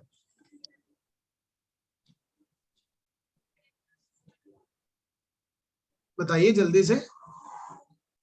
कन्हैया लाल में कहा ये सब वैलिड है भाई, इतना सा याद रखिए, दीज आर वैलिड। हर कोई चाहता है उसका टेंडर जल्दी कंफर्म हो जाए, क्योंकि गवर्नमेंट जो है रेड टेपिज्म है। ठीक है, लाल फीता साई है, एक फाइल इतने लंबे लंबे समय तक होगी, जितने जल्दी टेंडर पास होंगे गवर्नमेंट को भी फायदा होगा, डिस्काउंट भी मिलेगा, जल्दी पास भी होगा। लेकिन 2G स्पेक्ट्रम की बात नहीं कर रहा हूँ, ठीक है, कभी कहो सर 2G स्पेक्ट्रम में तो घोटाले की बात नहीं कर रहा हूँ, मैं डिस्काउंट की बात कर रहा हूँ। वो तो अलग ही कहानी है कि अपने ही लोगों को टेंडर दे देना, वो इलीगल है। क्लियर है? यस और ये भी टेंडर जो है, टेंडर ओपन होने से पहले, टेंडर खुलने से पहले आपको कोटेशन देनी है। ऐसा नहीं कि पहले टेंडर खुल जाए उसके बाद, ऐसा ही इसी केस में हुआ था कि टेंडर ओपन हो गया, जिस इंसान ने पहले वो ये सारा कंसेशनल रेट बताए थे, उसके ओपन होने के बाद 1.25 के कमीशन पे यानी डिस्काउंट पे किसी और को जब नहीं मिला, उसने कहा मैंने 1.25 की बात करी थी कि इतना % में डिस्काउंट दूंगा, ठीक है, उसने कहा मैं 1.25% में मैं डिस्काउंट पे मैं देने के लिए, लेकिन इसने कब दी? इसने लेटर स्टेज पे दी और इसने बहुत पहले दी थी, काफी पहले। तो इसको कहा गया कि इसने कोई वायलेशन नहीं किया है, क्योंकि इसने आपके सामने पहले सिचुएशन रखी थी, इसने तो ओपन होने के बाद रखी। बट आप इसको ज्यादा टेक्निकलिटी में मत जाइए, इतना समझिए कि डिस्काउंटेड रेट पे अगर कंसेशनल रेट पे कोई टेंडर देता है वो वैलिड होता है, ठीक है? हाँ जी, यस सर। क्या इतना डिटेल में आपने टेंडर वगैरह पढ़ा था कभी? क्वेश्चन आ सकता है, मेरे को इसलिए लग रहा है कि यहाँ से क्वेश्चन बनना चाहिए,